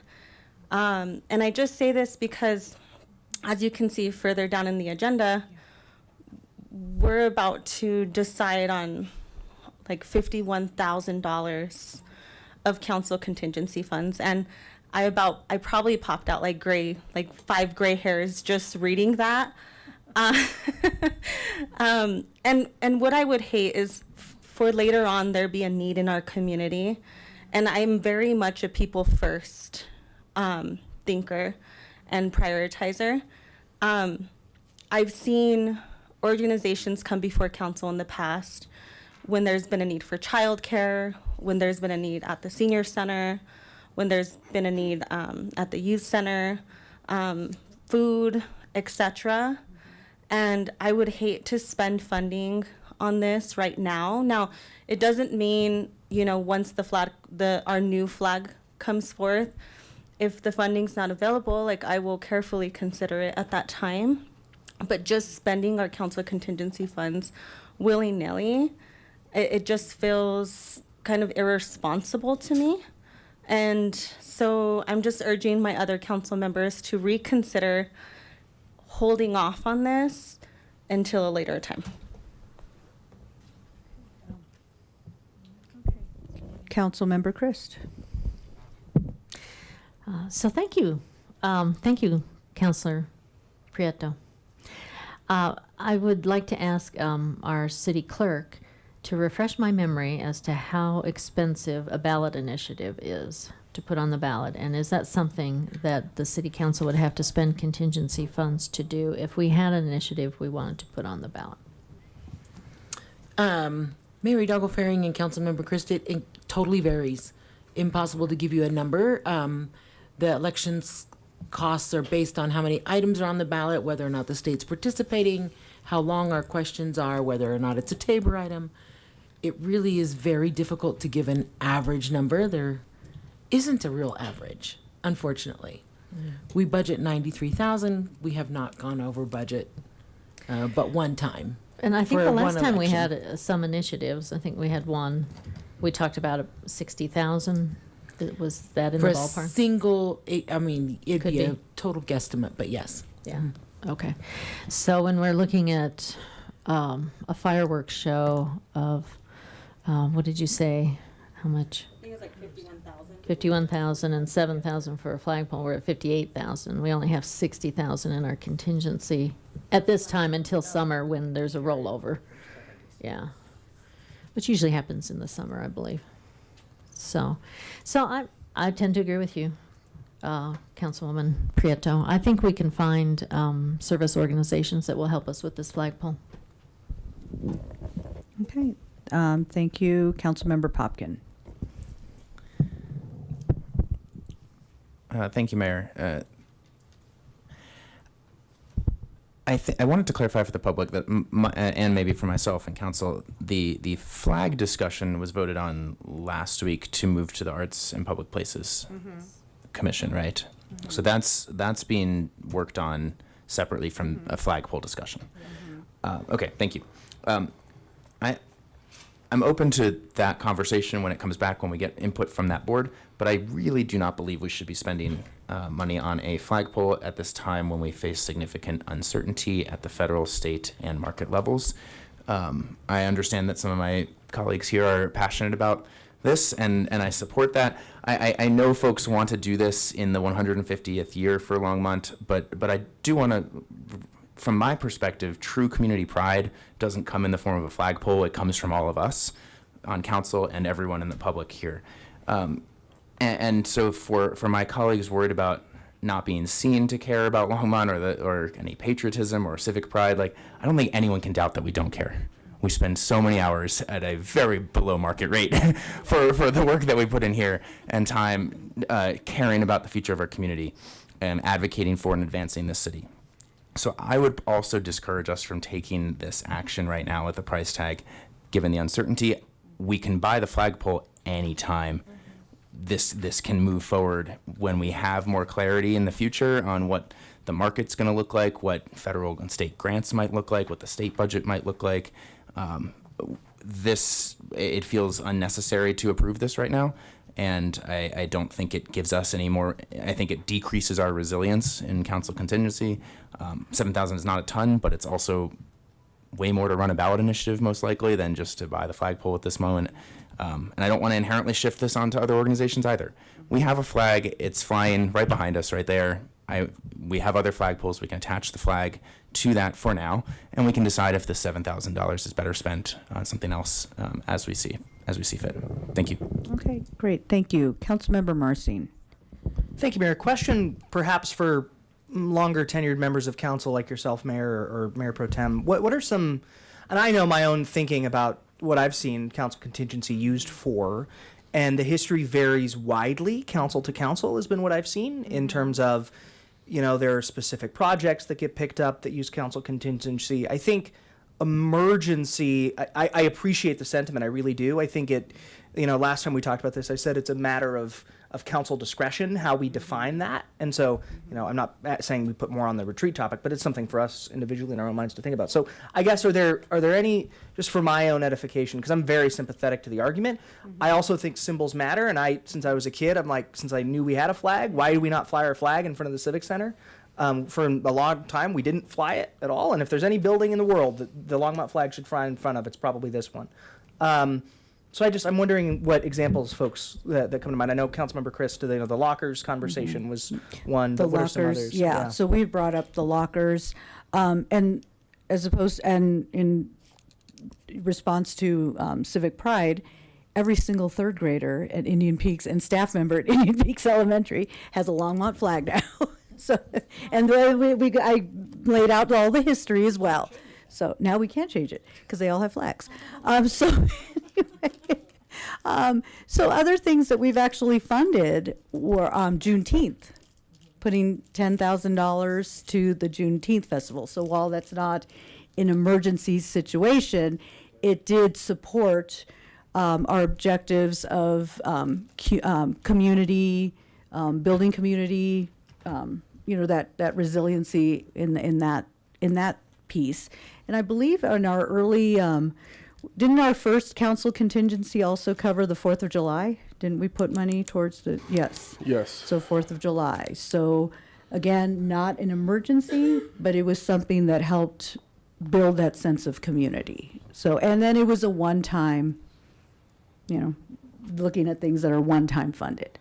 I know if we get into the slippery slope, and we've had conversations with this before, of, we open up this Pandora's box. If we start, okay, well, we're going to donate to this nonprofit for this particular, for different things, or just donating, because there are several nonprofits who do very good work. And, I'd love to give it to them all, but, obviously we don't have enough we can go a mile wide and an inch deep, or we can, just help get the word out there and connect to folks. So that's a little bit of what I've seen while my time on council. Councilmember McCoy. Thank you, Mayor. Well, when I was first on council in 2007, right away, the former council had taken out of the budget the ice rink, and we needed that. We needed that to build community, and it was important to have that. And we came in, and there was some repairs that needed to be done.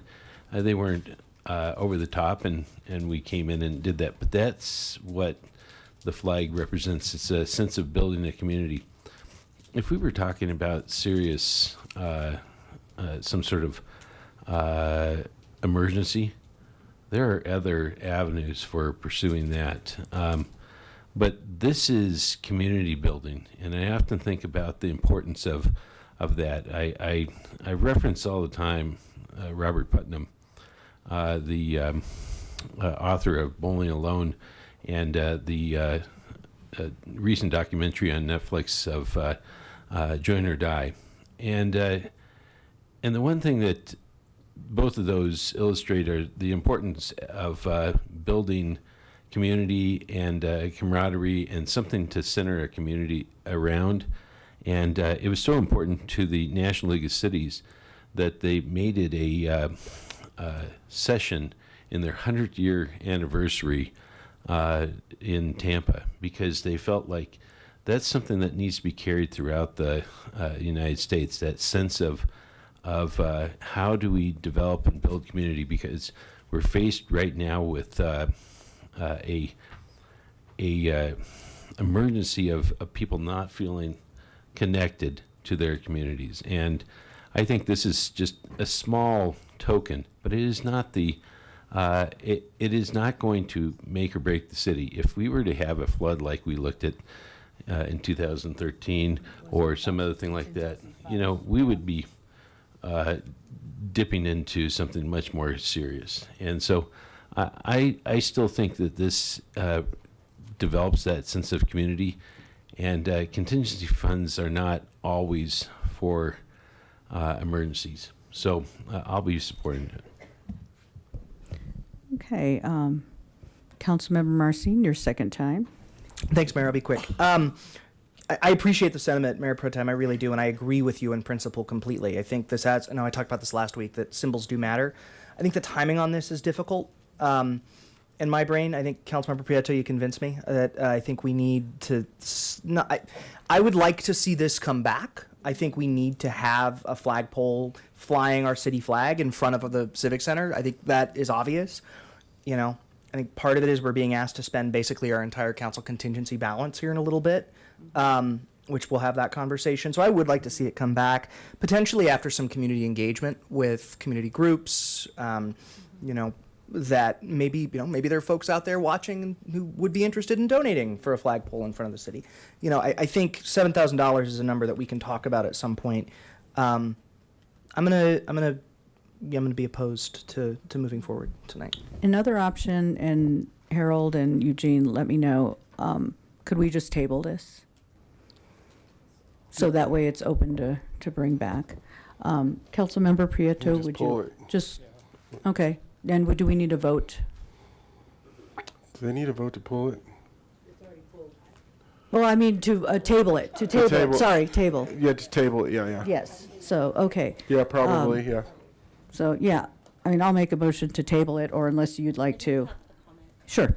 And just to clarify, like for the public, I'm not like anti community engagement or connecting or anti flagpoles. I just feel like I've said it in my campaign and I'll say it again, and I've said it here before. We have all the resources to meet our need. We just have to be strategic in where we pull those resources from. And so when we talk about community events like Juneteenth, you know, I just started serving on LMAC. And LMAC has grant funding in which people can apply for to pay for those community events. And so if we're strategic and thinking ahead and planning for these things, then we're not having to use council contingency funds. We can plan for it in the budget. We can utilize certain grants throughout the community, etc. So again, I'm not for that. And should there be something like we're about to see in a minute that is kind of like that unexpected, then it makes sense to give it careful consideration. Okay. So, I was going to ask you. So I'll move to table the item. Do I have a second? Second. Okay, so I've moved to table the item, and it was seconded by Councilmember Christ. Yeah. Okay, let's go ahead and vote.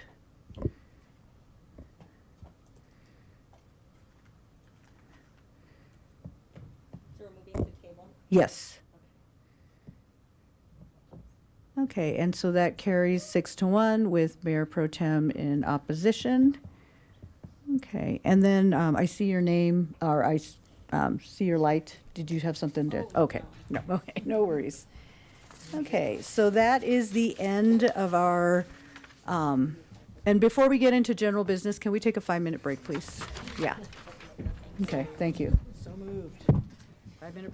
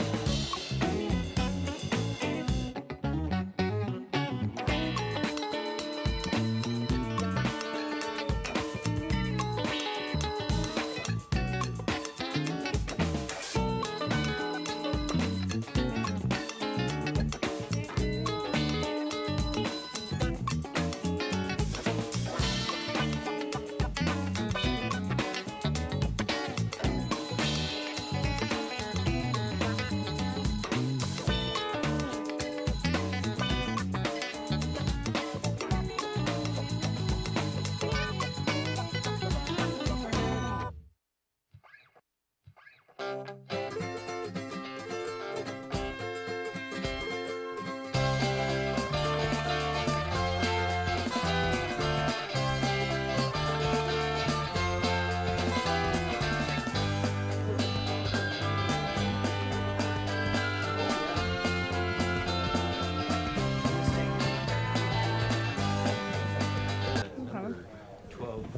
kind of an interesting Yeah, where is? Oh, hold on. If council can make their way back to their seats.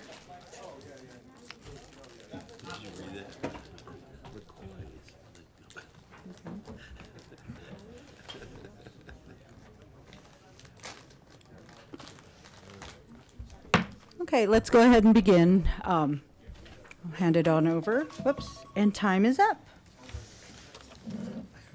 So Lindsay Diamond, Yes. Communications Director. Go ahead. Thank you, Mayor and Council. Good evening. I am back to present an update as requested on the commemorative America 250, Colorado 150 celebrations. This presentation will be divided in two parts. So first we'll talk about the 250, 150 celebrations and commemorations. And then we will move on to Ben Wagner to my left, who will present on the flagship July 3rd and 4th events. So I would like to add, in addition to Colorado turning 150 and America turning 250, it's also Longmont's 155th anniversary. So on February 1st, Longmont celebrated its 155th anniversary. So being a little cheeky, but we're just going to wish happy birthday to our little brother, the state of Colorado. Just to step into the city communications side of things, going into 2026, the communications department planned two year-long campaigns, one of which has flowed very nicely into this commemorative year. And that is a chance to look back at Longmont's history of forward thinkers and innovation. So we'll be spending the rest of the year digging into Longmont's legacies, its history, and celebrating all of the wonderful things that make this great city. So with that in mind, I'm giving a very sneak peek of the March city line, which you will not see for a few more weeks. But starting in March, we will have a new segment in City Line that covers the Longmont 155, Colorado 150, and US 250 anniversaries. We are also planning out each month through the rest of 2026, highlighting some of Longmont's legacies over the course of the year, starting with March, which is National Women's History Month, looking back at some famous and impactful women in Longmont's history, going into National Lawn and Garden Month, technological advancement, water, transportation through the ages, schools and libraries, harvest and food production, Indigenous and Latino history, home rule, municipality, and winter traditions. I do want to mention that the Certified Cozy campaign received a lot of really positive feedback from residents this past December, especially the historic photos that we were able to use from the museum's archives. So we will be bringing that back in December in honor of Longmont's winter traditions throughout its history. It's also an anniversary year for a few other areas of Longmont. So the Senior Center is actually celebrating its 50th anniversary in 2026. So this will provide a good opportunity to incorporate some of these 250, 150 messaging and activities, and planning efforts will begin soon with the Senior Center. It is also the 40th anniversary of the Neighborhood Group Leaders Association. So details coming soon on how NGLA will be celebrating its 40th anniversary. I just want to go through some of the other things that are planned, not only within city departments and divisions, but also throughout the city with some of our partners. So we'll focus on the city for a little bit, and then we'll step out into some of those partners as well. Throughout the year, there will be displays in the Longmont highlighting Colorado authors. Art in Public Places will solicit 150, 250 themed shock art boxes in addition to the general themed competition. These submissions will be accepted in the spring, and voting will be in April, May. And then, as currently planned, the Longmont flag redesign process would occur after the 2026 shock art program concludes. And I do have a slide just as an general update. The AIPP Commission will meet February 19th. They are currently planning a March 24th presentation to council, so additional details coming soon on that flag proposal. We also have lots of local themed events. This is just a handful coming from the Longmont Museum, and a special shout out to Sandy Cedar, who's one of the speakers in the Voices of Change, a civics lesson, as well as some wonderful events around Century of Jazz in Colorado coming up on Thursday, February 12th, and a talk with the curator, the history of celebrating anniversaries in Longmont. So please check out all of the amazing events that are planned throughout the year. I would also like to mention that the state of Colorado has a series of drone shows that they're highlighting as part of this commemorative year. And Longmont is one of the hosts of one of these drone shows, and that is in coordination with Visit Longmont and the Latino Chamber of Commerce as part of the Feria del Tamal Festival coming up in October. So that is exciting for Longmont to be listed as one of the official drone shows here. Longmont Area Chamber of Commerce will also be highlighting some additional birthday celebrations and a public policy plaza as part of their Unity in the Community event, as well as 2 areas of their State of the City event dedicated to the historical overview of development in Colorado and future-focused conversations centered on real estate development and land use and growth. Downtown Longmont will be celebrating its Arts Week, September 12th through 19th. There are additional events coming soon as we get some more information, but I did want to highlight that there is a conversation going around banners, mid-block banners, as well as signage downtown.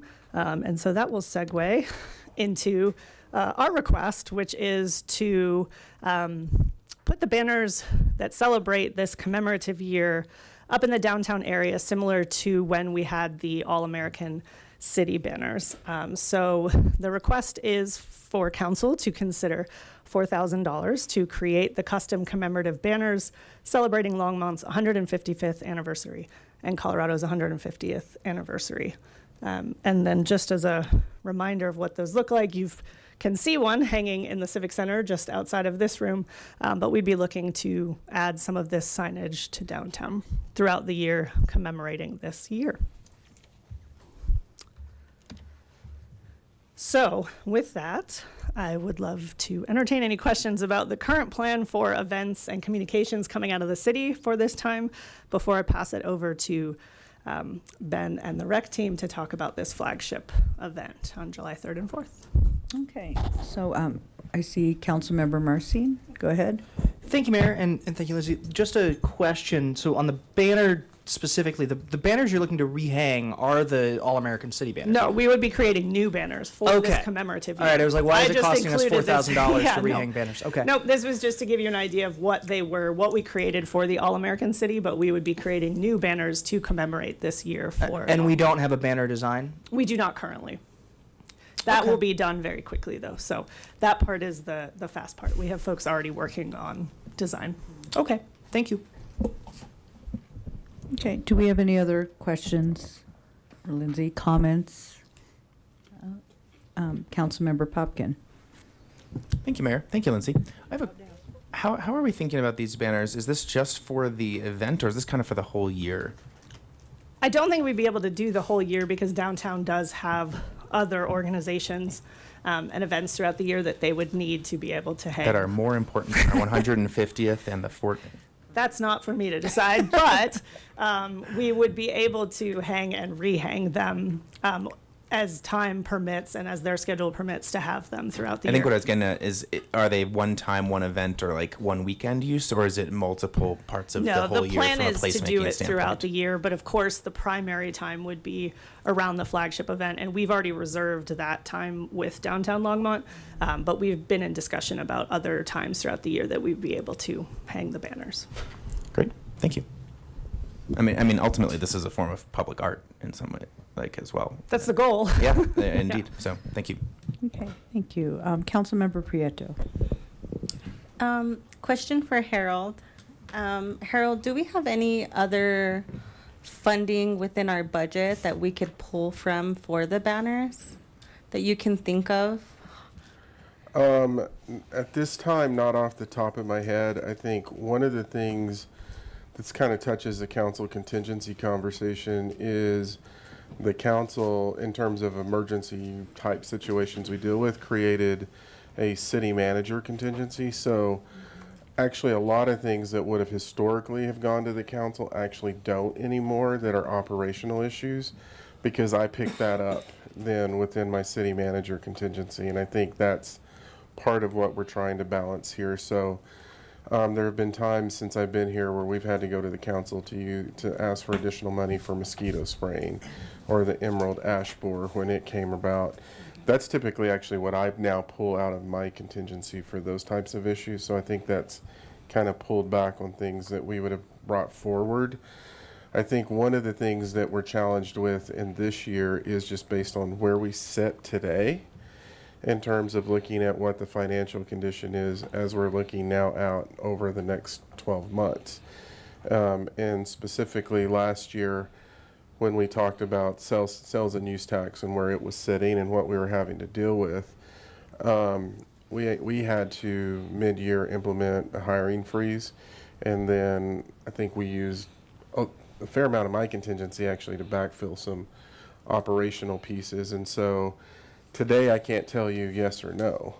I think as we move through the year and start seeing our financial performance, we may get clarity on that in terms of how we approach it. And that's just kind of the challenge based on timing. I mean, it's a timing issue for us.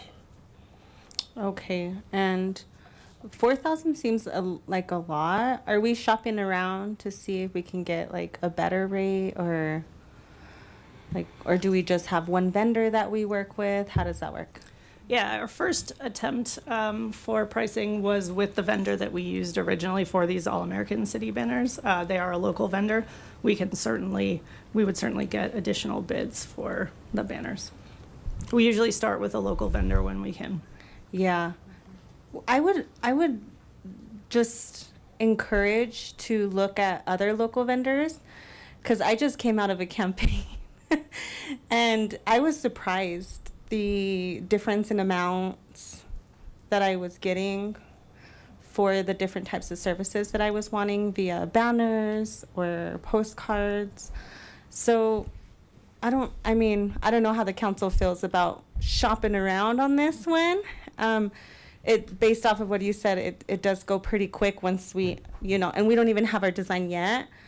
I would just be curious to see if we can save a little money. And then also, I'm curious if any of our artists are able to produce banners or do something creative instead. Have you guys thought in that aspect and generated ideas around that? We don't. That's a great idea. Because it's a little specific in its design, but we of course have it in order to hang over the posts and be affixed, as you can see the one out here. But I think that there's still certainly creative options that we can look at in addition to this. Just wanting to float some ideas. Yeah. You can get creative when you're on a tight budget. That's it. Thank you. And Mayor Hidalgo Faring, I just want to point out that this was not part of the communications plan for this year, so they're bringing this back at the direction of council to bring back some things. So this is not necessarily here nor there with respect to the communications budget. It really is, how do you want to display what's happening? This came back because of your direction. Okay. Yeah. Yep. Thank you. Councilmember Kalkofer? I do appreciate us trying to get more than one quote, but with us celebrating our 150th, I would like us to 155th. I would like us to make sure we're purchasing locally because we're celebrating our history and our business history. But I do love the idea of having artists if we can provide the material, because I think the community is us and we are the community. So I love that idea, but I definitely want more quotes, but local quotes. Okay, great. Thank you. Thank you.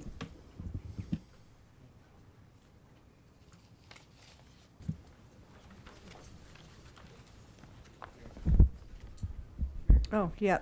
Hold on. Councilmember Marcin. Thank you, Mayor. Lindsay, don't run away yet. Are we taking that? I'm just curious. Are we taking that as formal direction? Like, is that the direction you're taking, or are you wanting? We haven't given Oh, yeah, no. Okay, I just wanted to be clear that we haven't given direction on anything. We're just giving. Okay, all right. Thanks. Sorry. Good evening, Mayor, council members. I'm Ben Wagner, Recreation and Golf Superintendent. I'm here to talk about our July 3rd and 4th event. I want to give it a little bit of context before I start through the slides, a little bit of history of how we got to what we're planning on at this point. We had Rhythm on the River at Rogers Grove for 27 years, and it had become time to move on from that site from the middle of the summer at that time and look at something different. And so we had moved to the fall in September to do Rhythm at Roosevelt. And for the 2 of the 3 years, we did experience weather issues that were quite challenging for us. We also were up against a lot of other events. September is definitely event time. We had folks that were concerned that we were going up against their event specifically. So we were asked to look at different options, different ways of going about this. Leading up to this year, 25, we had decided to stop doing that event. We went out to the public, did some surveys with them on kind of what folks want, and imagine that they want outdoor concert events. That's what Longmont loves, and we know that. So what we were told then to think big, and a spot we saw was, well, we've started this July 4th activity that has been really successful. How could we roll that into something bigger and better? So the idea came about for a concert on the 3rd that would, at this point, be a concert where we would look to charge, we'd look to make some dollars on that would help to support the July 4th event itself, and also other events that we would like to do. So make this more of a sustainable system that we're working towards. And at that time, we didn't know about fireworks at that time. The fireworks were being covered by Kiwanis, and then this last fall, they decided to not re-up on the fireworks. So that's kind of brings us about to tonight. So we'll go through what we're looking at then. July 3rd and 4th, we've got our Independence Weekend. What we're planning on is a ticketed concert in Roosevelt Park on the 3rd. That is a standalone event in itself. July 4th, we have what we have been doing the last 2 years in the same location, our community festival and fireworks, which also is a drone show, as you all know.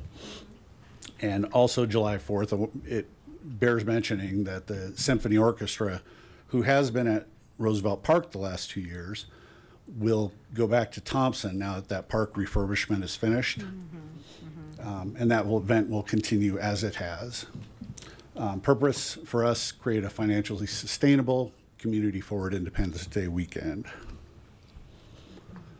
And our goals this year, of course, participate in the 250, 150. We will be utilizing that within our own advertising for sure. Looking this year to offset the costs of the fireworks through concert revenue. Look to increase regional visitation and overnight stays. Drive economic impact for Longmont. Offer a mix of free and ticketed events for folks. And capitalize on an audience that we have that week, which is the Sparkler Softball Tournament, which brings about 5,000 people into town for a week. And if you go to any restaurant that week, you know it.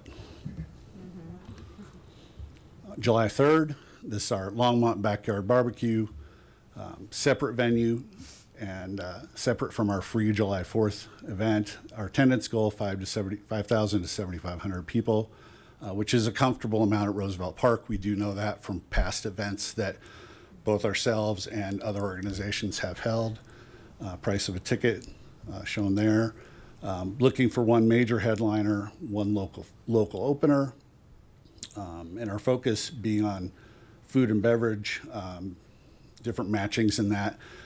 the idea of this is leading up to something we'd like to see bigger in the next couple of years, which would match this with more of a food and beverage downtown option. So this is getting that started. This is the idea of getting that started. And in 2028, the third now comes on, I think it's a Tuesday. Well, this doesn't work quite as well on a Tuesday, we believe. So that's when we would look at doing this event on a weekend close to that and expanding to this little bit broader idea. So that's kind of the plan as we go forward. And we do have a partnership with the Experienced Concert Promoter for booking talent at this time. July 4th, we are going to repeat our fun-free block party. And we've had a great time the last 2 years. If you've gone, it's a blast. 2nd Avenue and Emory, attendance goal continues, has been 15 to 17,500 people. Free entry, free family attractions, free music, 3 different stages. And we finished with, of course, the drone show and fireworks show. Focus again on food and beverage, lots of opportunity. We continue to evolve and learn with that one with the lines that we've had. It's a really big crunch right at 6:30, 7 o'clock. So we're learning every year from this. And again, use existing partnerships with business to recruit vendors and sponsors for this. This is our budget, what we've got proposed for the budget, the July 3rd budget, which moves over, that is the Rhythm at Roosevelt budget. And July 4th has been a standalone budget that came into being. And you can see the potential revenue from both events that we have planned. It should be noted that we are always working on sponsorship for all of our events. It is a constant process. So, and the reason that Kiwanis is not back to try to take care of the fireworks is because sponsorship is such a challenge. That is the truth of it. They have not been able to cover the cost of the fireworks the last 2 years. Fireworks and drones. So, Next Light generously sponsors, works with SVVSD, Drone Academy for the amazing drone show. What an upgrade last year. We're looking forward to the same this year. And the city stopped budgeting for fireworks approximately 10 years ago. Skyline Kiwanis did take it over, but has now backed away from that. So the shortfall needed to cover the fireworks is $45,000. And we are also continually seeking the sponsors and other fundraising avenues to help offset that. So the ask is for the $45,000 for the fireworks specifically for this year. Questions? Just processing. Mayor Pro Tem. Thank you, Mayor. Ben, thanks for coming down here. I do appreciate that. You may or may not know this. Do we know what our surrounding cities are doing for fireworks? I thought Boulder stopped doing. My knowledge, Boulder is not doing it. We believe Erie is, again, on the 3rd, and Berthoud probably on the 3rd also, from my understanding. All right. I'm just, partially concerned that we're getting such great reviews from the drone show, and with the weather being how it's been this year, we may actually be in a position where we could allocate this money only to say this is a terrible idea to let off fireworks. I'm very much in support of everything else that you're looking at here, and I think that as a community progresses, we sometimes just have to move away from things that might be potentially dangerous, particularly after this year and our snow pack being so anemic. I think, we wouldn't, I think there would be a lot of folks that would kind of say that was a wise decision. Not necessarily everybody, but I think a lot of folks would. And I don't think it would be a reflection on our recreation department. I think it would just be they'd look at you like, yeah, maybe this is the time to kind of at least move away from that at least temporarily, and it probably wouldn't skip a beat in regards to all the other things that you're planning here. So that's my thoughts on this. Mayor, if I can jump in on that. Yes. It will be 14 years in August that I've been here, and I actually had to cancel the fireworks show one year because of the fire conditions at that time. And so that is always a realistic option that we evaluate. What was the, because we looked into the cost of a professional drone. Was it around 25 or was it higher? It's- 25? 25, Okay. I think 25 and up. Okay. Okay. Based on what Sam has looked at. This is Sam Calhoun with Recreation. She is our event coordinator. Fabulous. Thank you. Councilmember Kalkoffer. Thank you, Mayor. Thank you, Ben. I'm also very nervous about our tinderbox. Our snowpack is around 55%, and I don't see much snow in the forecast. And it makes me really nervous also spending a lot of money, especially when we are starting to feel some squeezes for other things, especially what came up the last 24 hours.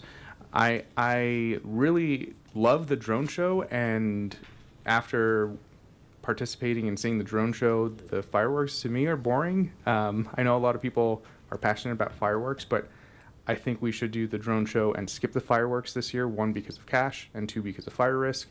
And then if you can go back to the July 3rd, I have some pause with this. While I do want us to generate money outside of sales tax, and I had some conversations last night, internally and externally and in my mind, and 25 to 35 seems really out of pocket, especially when people are living paycheck to paycheck and trying to figure out food security. I would love there to see a resident fee and a non-resident fee, so we can capture some of that additional money for people who are visiting and spending money because they're on vacation or at an event. 25 to 35 just to me feels expensive. I'm hoping that we can drive that down for our residents and have a different price, like I said before. And then if you go to the other slide that showed the revenue and the line items, why is the vendors so low? Why is it only 4,500 and 6,000? Sam? Yeah, go ahead. We tried, because we work with local businesses, to keep our vendor fees very low. And specifically on the 3rd, it would be a shorter event. So we're looking at approximately 6 to 10 p.m., which sort of curtails people's ability to visit the vendors. So twofold, we want to keep it reasonable for the businesses and also keep in mind the timeline of the event and how much business they might generate during that shortened time period. I appreciate that sentiment, looking out for businesses, but I also want to make sure that we're also looking out for our residents too. So if we can figure out a different cost structure for that event, I would be all for it. Thank you. Okay, thank you. Okay, Councilmember Marcin. And this is your second time? No, first time. Go ahead. Thanks, Mayor. I may wind up getting 2 on this. We'll see. So Jeff and I had a really good conversation today. And I had sent an email to staff just highlighting some real concerns that I have specifically about the event on the 3rd. That I just want to outline publicly, because kind of this whole conversation, just as a community member, this is my first year on council, right? The first time I've been a part of this. It feels like the 4th of July always seems to have snuck up on us in the last few years, as if it's not on the calendar every year. And I appreciate staff's planning and intentionality around this conversation. I would like us to make this process the last time we have to go through this kind of long-term 4th of July visioning session that seems to have happened the last couple of years. And I understand the reasons for it, and I'll hit on fireworks in a second. But I want to talk briefly about the 3rd, because I really cannot support the idea of the 3rd as a paid event, as something that we're asking the community to pay for in the hopes of, you know, in my conversation with today, it sounded like the goal really is we're using these dollars to fund an event in the future, because the third is, we're not paying for the third or the fourth this year with these dollars. That money's budgeted from the Rhythm account, from the Rhythm budget, and for, you know, what we've already set aside. So what we're really saying is we want to pocket this money, put it towards an event that's TBD in the future. And from my perspective, especially as we consider Longmont 155, America 250, it would be outside the norm, including outside the norm from what we did with River, if I'm correct, to charge people for admission to a community event like this. And if you're asking, you know, what was the estimate, 7,500 people is what you're estimating? I think we're setting ourselves up for some trouble if we're charging, you know, really any significant amount, but especially to Councilmember Kalkoffer's point, $25 to $35 for, you know, 7,500 people to come out to what's supposed to be a big community event, the tentpole event this year, replacing Rhythm. So that's not really a question, more a thought that for my other council members' edification. I want to hit on fireworks quickly. I'm correct that the show that's being considered is a 12-minute show, which is about half the length of the show that we've done in the past, right? That's correct. Okay. And the idea being more bang for the buck, but a shorter kind of period to complement the drone show. Yeah.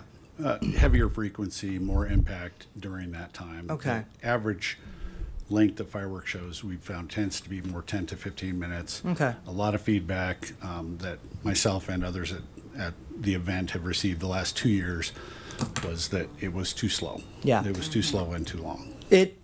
I felt that a little bit. I had a 2.5-year-old last year trying to keep his attention during a 25-minute fireworks show was tricky, and he loved it, but it was hard. So I'm fine with that. I think I'm going to counter a little bit what I'm hearing up here on the dais, which is that I do think the community, like if you drive down, like I did last year, trying to find a spot in the city to watch fireworks in the drone show because it got so crowded in that Second and Emory space. That is like the estimates are low, I think, in terms of how many people actually watch and have an expectation of seeing fireworks in the city of Longmont. And so I appreciate the concerns about the tinderbox. I agree. I think that's a decision we can make when we actually know what snowpack and weather conditions look like in July, as opposed to making that decision in February. Who knows? March and April are our snowiest months. Who knows where we wind up come July? So I think the community has an expectation of fireworks. And especially, you know, this year, I think the drone show is a nice compliment, but I'd be curious to see that. So how much work has been done to reach out to other community partners about the fireworks specifically? So you said Kiwanis backed away in the fall. Is that right? Yes. Okay. And then was there any additional outreach after that occurred to different community groups, organizations to say, hey, would you be willing to take this on? Sam, do you want to speak to that? Yeah, so our sponsorship process is ongoing. So we're always reaching out for the fireworks specifically. Our plan is to transfer essentially our sponsors from Rhythm onto the 4th of July and see what we can offset in that fashion. A holiday event is difficult in terms of sponsorship because activations look more like passive logo placements. Sponsors don't necessarily want to staff events. And a big bonus for them at these events is to have that FaceTime, that shaking hands with the public.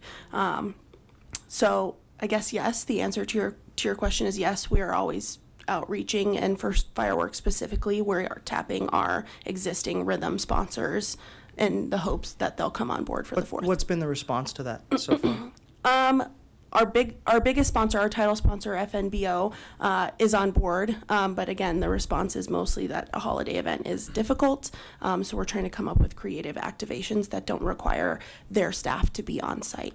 So that's the issue that we're facing currently. Okay. And I'll wrap up here. I think the point that I think a lot of my fellow council members may make is that coming for council contingency consistently around events like this, around it doesn't feel like misuse, but it does cause me to say, how can we establish a better long-term plan here and meet community expectation?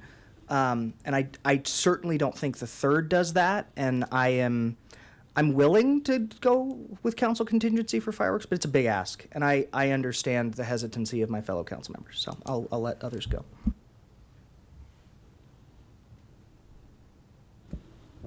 Councilmember Prieto. So, the 4th of July is not the 4th of July without fireworks. Unfortunately, at least in my book. And to top it off, they knocked down the house next door, so I can see the fireworks this year from my backyard. So it even makes it that much more painful to me. But as you've heard in my conversations tonight around council contingency and really being thoughtful and considerate around how we're using that funding, I 100% agree with Marcing in that I would like to see this be more established and kind of a plan made moving forward to make sure that we are securing that funding for 4th of July fireworks and that we're not scrambling last minute. What that looks like, I don't know. What you need from us, let us know. I just have a couple questions. I'm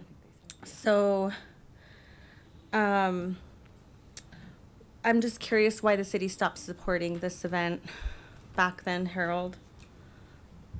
I think it was a combination of another bad budget year where we were having, I'm gonna have to look to say, it was another bad budget year where we were actually trying to remember back making budget cuts. And I think at that time when we were working through it, the Kiwanis came out and said that they would pick that piece up. And so that was really those two pieces that came together at the same point. Okay. Are we still having bad budget years?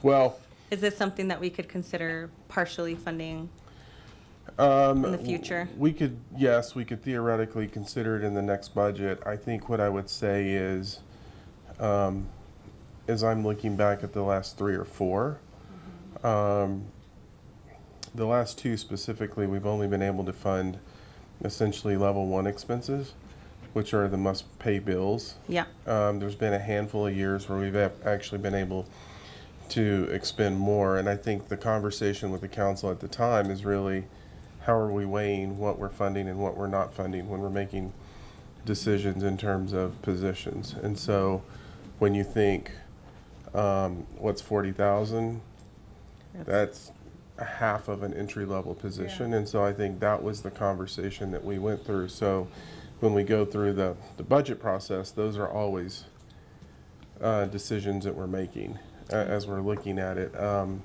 I wish I could tell you today that it's going to be a better budget year. I'm seeing the reports. I think we hopefully will see a turnaround, but when we look at sales and use tax and the latest number that I had, we're I think ended better than we thought, but below budgeted projections, which we said to the previous council we're going to utilize our stabilization reserve to balance this instead of making cuts at that time.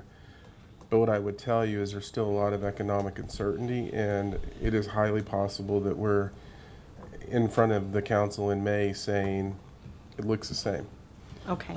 It depends on a lot of things that's happening, and again, we're in January, and so I think part of the question is when we look at this to the point on the Kiwanis, we were actually through the budget process Completely. when we got notification. So there was really not the ability for us to say, how are we going to fund this? And the sales and use tax numbers were still all over the place. So it very much was a timing issue that we were dealing with this year.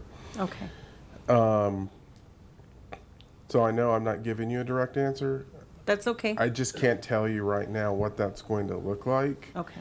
And similar to when we talked about the contingency fund that we're building, it is a piece of the puzzle to get us through if we have bad financial years or if we have an operational need. Okay. We can adjust this as we're moving, but I think at a certain point, in order to actually contract with the people, you need to know that you have the money available. Mm-hmm. And then to the point about sponsorships, other city funding, those types of things, just because you say you're going to put the money in doesn't mean that we're going to fully rely on it. We're going to continue to move through and try to get sponsorships. And then if council chooses to move forward with fireworks or not fireworks or whatever it is, as we get a better sense of what the year is looking like, It may be that I have the ability to pull some of my contingency fund into it, but because we reserve that on the operational side, we're saying, does council want to do this? And if so, we're starting there today, understanding we're still going to try to increase the revenue stack with sponsorships Okay. as we're moving forward. So it's not a hard pull right now. It's we're going to continue to try to see what funding revenue sources there is, sponsorships, and then depending as we get closer and we get to that kind of that point of this is the time to purchase and secure whatever we need to secure, then that would kind of give us our final number as to what comes out of council contingency. And then I guess my second question was, Yeah, so I see it as a worst case scenario. Okay. And then my expectation of this group is we will definitely say we're not going to spend any more than that. My expectation is that we spend less than that. Okay. Couple more questions I want to get through. What is the total cost of fireworks? Is this the total cost? Or is this a portion of what the total is? That is the total cost. That's the total cost? Yes. Okay. And none of the revenue from last year is being put toward the fireworks, I'm assuming, just the events? We don't, there's no leftover revenue from. Okay. It doesn't quite work that way. There's leftover revenue from that. Previous. We lose money on those events as it stands. So like if we were to do the concert $35 entry this year, could that potentially fund fireworks next year? Or how does that work? My answer to that would be, I would hope so. Okay. We would need to work with finance on how those dollars were kept. I think there's a process to that we would need to go through that we don't know yet, but we have had that discussion about looking at that for future opportunities. Okay. So yeah. Okay. And then another question, or kind of, as if we decide to move in this direction tonight, I'm just thinking, like that money shifting kind of mentality that I have. Can we allocate some of the funding that we're using towards some of the events to put toward the fireworks, and then maybe apply for like ALMAC funding for the event itself to help subsidize or provide some funding toward that? And I did ask Angel. I asked him like a basic question, but just kind of getting creative here. It is a historical kind of event that brings community together. We could put different aspects of that, like as far as cultural, and maybe apply for that grant, just a recommendation. I know that they don't have a plethora of funding and it's probably just a drop in the bucket, but it's something. So did you want to say something, Harold? No, I think we can look at that avenue. Another one that we haven't talked about, and this one's a little different, is how do we engage with Visit Longmont as a partner? Now, here's the key, is that there has to be a direct linkage to Heads and Beds. And so I think looking at some reports that we had, for example, from the 4th of July event, most of those are locals. So I know that may be a bit of a reach because you're not necessarily getting people from outside the community to come and stay in the community. I think if there was something to do to bring them in and stay in the community, then maybe that's an option of looking at Visit Longmont. But we'll have to look at the requirements with each one of those programs to determine whether or not, I can't tell you today whether or not this would meet LMAC's requirements, but we could investigate that to see whether it does. Yeah, I would look at that and, like I said, shift some of the event money toward fireworks, use less of contingency, apply for the grant, and any other community kind of oriented grants that brings community together. I can tell staff, based off of my experience from last year, we do have a lot of people coming from outside of the city, right? And so I think we can be creative in how we promote it. And then to some of the concerns with, and I know this is super surprising coming from me because I'm like, contingency funds, what? But it is, let me just finish my thought and then I'll be done. As far as the drought Yeah. kind of concern.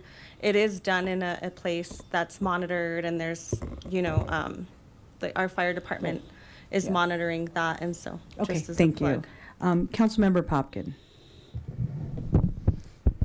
Thank you, Mayor. Thank you.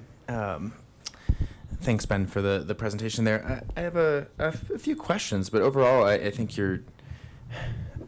I like the kind of community festival approach that you guys are trying to form up here, and event planning and it always takes on a completely different life of its own when you're really trying to not just plan like a wedding, but actually trying to plan like something that's really special for the community. It's no easy feat, and I think you're hearing about 15 different preferences from about 7 different council members already. So I appreciate the Jenga puzzle or the Jenga game that we're playing here a bit with this.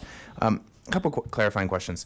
When was the last time like Longmont like sponsored or brought in like a headliner performer? The last one, well, there has not been a pay-for event that I know of that we have done as a city. And I don't think John would know. I think the largest one we brought in was Pure Prairie League, which I was a little bit before. Sorry, who? Pure Prairie League. Okay. There's a couple songs you may recognize. Can you hum one or two? I can't. Maybe Jeff can. I think, yeah. And that one it actually ended up having really bad weather that day. Is from what Well, Jeff and our talked last Juneteenth, Councilmember Yarborough brought in a Grammy Award-winning artist, That's R&B true. artist. Mhm. So That's true, too. We did have that. Yeah, and that's not an event that we're involved with, but as booth folks, not So, as I guess where I'm getting at is this is relatively rare, if not almost not something we've done, at least in recent memory, to a significant degree, more than once or twice. It's new. So it's new, it's big, it would be a different kind of service altogether that we're, or kind of community event that we're offering, which is where I can kind of understand a ticketed pricing kind of structure in some way. I do know people are very enthusiastic about the Longmont Symphony. And so I'm just wondering, are we creating any kind of tension and competition between, or would they be at different times? Would people go from one to the other? No, that would be a noon event. Their event is always right around noon.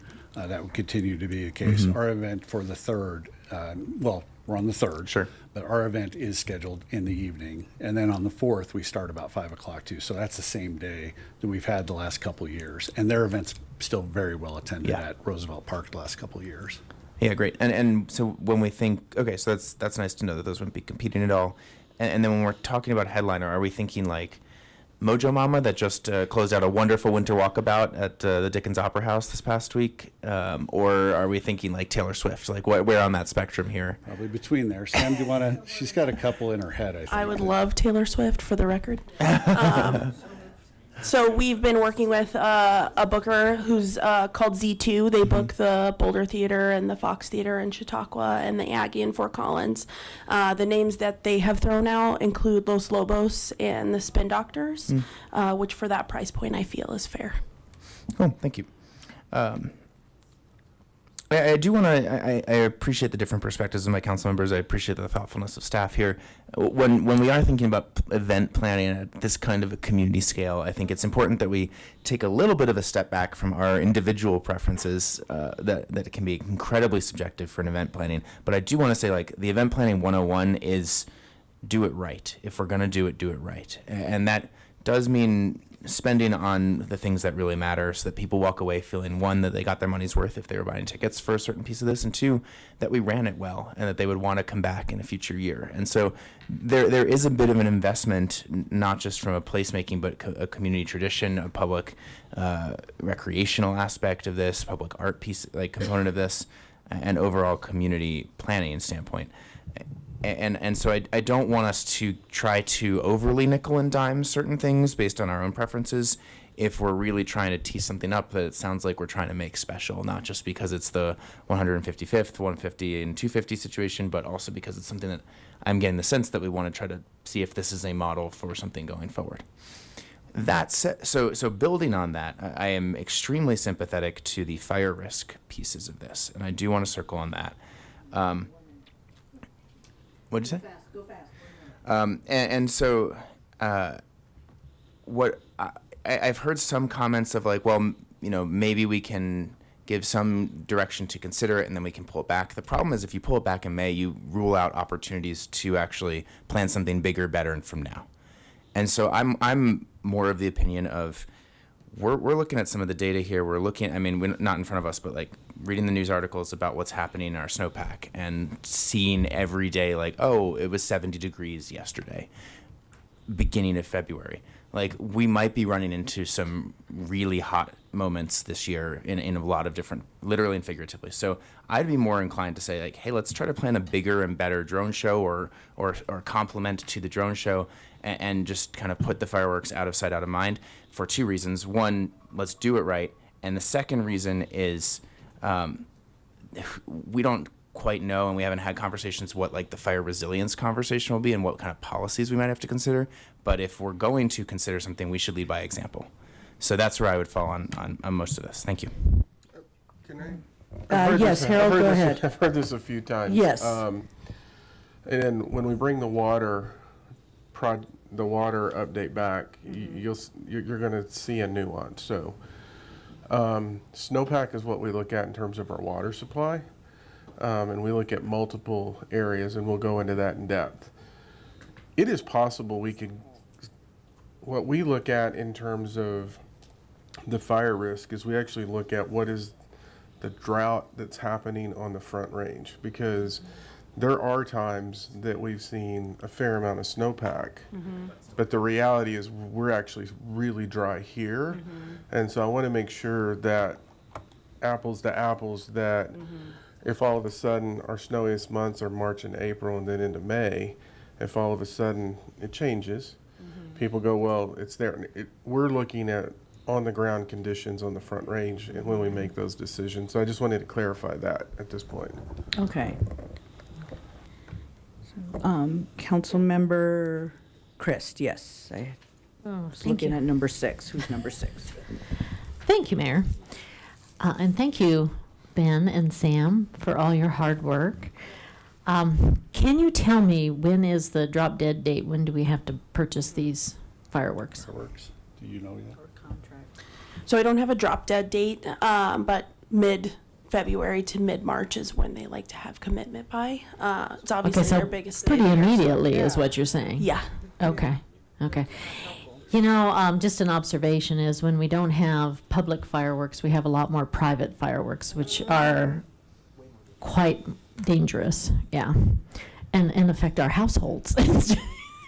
Whereas these would be at the fire training center, yes?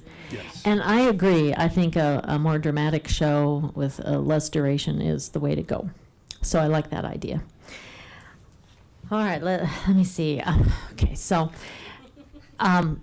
Assistant City Manager Sandy Cedar might want to hear this, but before Mr. Altschuler left, he asked if I would mention having a parade for 4th of July, which has come up the last 2 years. And if we're ever going to do it, maybe this might be the year to do it. And I add to that as we've been talking to neighborhood groups, we've had a lot of conversation about things that Longmont used to do. For instance, like the doll and pet parade, and how they would like to have that. Or even, adults have said, well, can we just have a pet parade and the adults be involved too? And, I think there's a real want to do that maybe. And that could maybe be on the 3rd, or, because I think the 4th is getting kind of full. So we can continue that conversation also about what that might look like. And I think they would have to come up with volunteers and, support for that on their own. But in regards to Councilor Popkins' comments, I think my concern is by having this on July 3rd and then having a free concert series on July 4th, that is what's really the competition there, is that we have 3 bands usually on July 4th that is a free beer garden type thing. And I'm wondering if that's going to take away from the July 3rd. And I'm just throwing this out there, just an idea. But our state anniversary is August 1st, which is also a Saturday. Could we maybe separate those? And then we would have 2, one in July and one in August. And we're sort of celebrating all year long, because as you saw from Lindsay, we have a plan for every month. So just a thought. And like, as Councillor Popkin related, now you have 7 different directions. 7 different ideas. So we're all enthused about this, is why. Let me look. Harold, when is the water presentation happening? March 3rd? Think Oh, March it's a study 10th, session. and it's 3rd? Study Is it on session the is the 3rd? 3rd. Yeah, March 3rd. So March 3rd or 3rd. 10th, yeah. Thank you. So as the liaison to the water board, what I can say is the snowpack is kind of the issue, because right now the flow on the river is the same as it was last year at this time. So it's mostly, what does it look like going forward in terms of drought? But right now we're registered as a moderate drought condition. So I think that might be all of it. Hold on. Oh, about the fireworks. Well, not actually about the fireworks. It's actually about the band and the party on the 3rd of July 3rd. I'm wondering if you could do a price point survey. We've been talking about that's too rich for Longmont. And I see if there's, 2 of us at $35, that's $70. And then if you're paying childcare, but I don't know if children are free, you see what I'm saying? It adds up a lot for a family. But I'm wondering if there could be a pulse check to see if people think that's too much, or if they would, go for 30 or 27. You see what I'm saying? That there might be some price point that's just right for I think a Longmont. part of that will depend on the band that we finally end up with, a piece of that. But I certainly think looking at what's a fair and reasonable, where we also get the attendance, that's really important. So I agree that we want to make sure we're checking that, and we're almost to that point on this. Okay, so you have the idea of taking the pulse on the dollar amount, you think? Is Yeah, there a well- way to effectively do that? We will work on that. Okay, all right. We will certainly, but I think we can look a little bit more in depth at that too, Okay. based All right. on some feedback we've received tonight. Well, this is all very exciting though, so. Yeah, I think part of it, and I'm drawing back from a previous community where we had an amphitheater or coliseum and you book the bands. I think there's a few ways you can approach it. If you understand who the band is, then you actually can leverage your sponsors in a different way, because if it's a well-known band, the likelihood of getting a big title sponsor is much better than if it's more of a local, less known band. I mean, and so part of it is there becomes this chicken and the egg. And so, if you get those sponsors and you can offset the expense of the band with the sponsorship, then you can retract in your ticket prices. And so there's a lot of different ways that you can look at this. So I think there's probably some questions that we're going to need to ask you all to see what you want to do and what you don't want to do, because I'm seeing a lot of different opinions. And it's hard for us right now to figure out what is it that I was council trying wants to Pick hear- your favorite yeah. counselor and go with their idea. I was trying to hear what people are saying, and then that kind of allows me to Yeah. kind of process and go in. But if you have specific questions, okay, I need to know this. But it also sounded that council members had questions on, the cost, that cost certainty piece. And, there's still a lot of, we can negotiate the price on the banner, we can, so it might not be 4,000, it might be, contingency funds from your end, or, so kind of, I think there's still some unanswered questions. And then if we decide to go, when do we have to make that final decision if we want to go with drone or if we want to go with fireworks? And then, is there some wiggle room that, that you can come back and say, this would be the cost for a complete professional drone show, this would be the cost for fireworks. I am remembering now why this came, because Mayor Peck and I had several conversations, and one of the things that I came up with when we were talking, because we had met with community around the fireworks and the illegal fireworks that were happening, really heightened during COVID. And, you know, I mean, I was driving around. I was like, put those out. I'm on city council, put those out. I mean, that was totally ineffective. So that didn't work at all. But, I mean, it was out of control. And so then we kind of came to this idea of, you know, what can we do to bring community in? What could we do if we have a center point for the fireworks that kind of detracts, or, you know, just people are coming to this, not lighting off their own. So rather than having, you know, a gajillion little firework shows, that we actually have one central location and bringing people out to there. And you're planning, like I was going back to my brother-in-law's place in Egner, Colorado, where they had the pick and hoe. And I'm thinking, let's do something like that. And you guys superseded and came up with this phenomenal, I was like, wow, this is way better than the pick and hoe. But so thank you for that. So, you know, so I understand that notion of wanting to keep it free, and we have that 4th of July and have that guarded and have a spectacular show there. I do like the idea of what Council Member Chris said to offset, and I would like to know how feasible that would be to have one in August that maybe is a paid event, and then have the 4th of July. You know, so Okay. what is the feasibility of that? Like, would you have to look into, bring back something to us? We would need to look into dates and what may work. What else is going on in town is really Yes. important, as always. Sure. And there's a lot of events, so we always struggle with trying to find, you know, spots Yeah. that other people are not on. So we can look at another day. And an event like we're planning on the 3rd, we do believe that would be successful in its form. Okay. Sam's very good at what she does. Yeah. And trust her to plan, organize, and pull these things off, because I've seen it time after time. Yeah. But it's an event, it's a type of event that we can do on another night if we're talking about a headliner type band. Well, Okay. really any band. What I would be a little reluctant to do is to do a free event on July 3rd, because Yeah. that to me kind of does take away from the 4th. It does negate, There's also, yes. that's the night where both, we believe, Erie and Berthoud will have their fireworks. And again, compared to a free concert, when it's a draw, There's fans, and they're going to Yes. come. So that's kind of the difference there.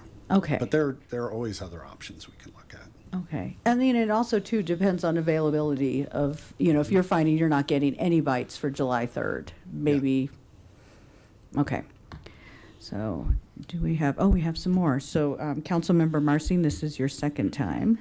Thank you, Mayor. Yes. We've already told the public that we're doing the 3rd and 4th, right? Going back to when we canceled Rhythm. I remember that being published. Like, there was a Times Call story about that being the plan. Do we have that out? I can't remember. Sandy says yes. So, yeah.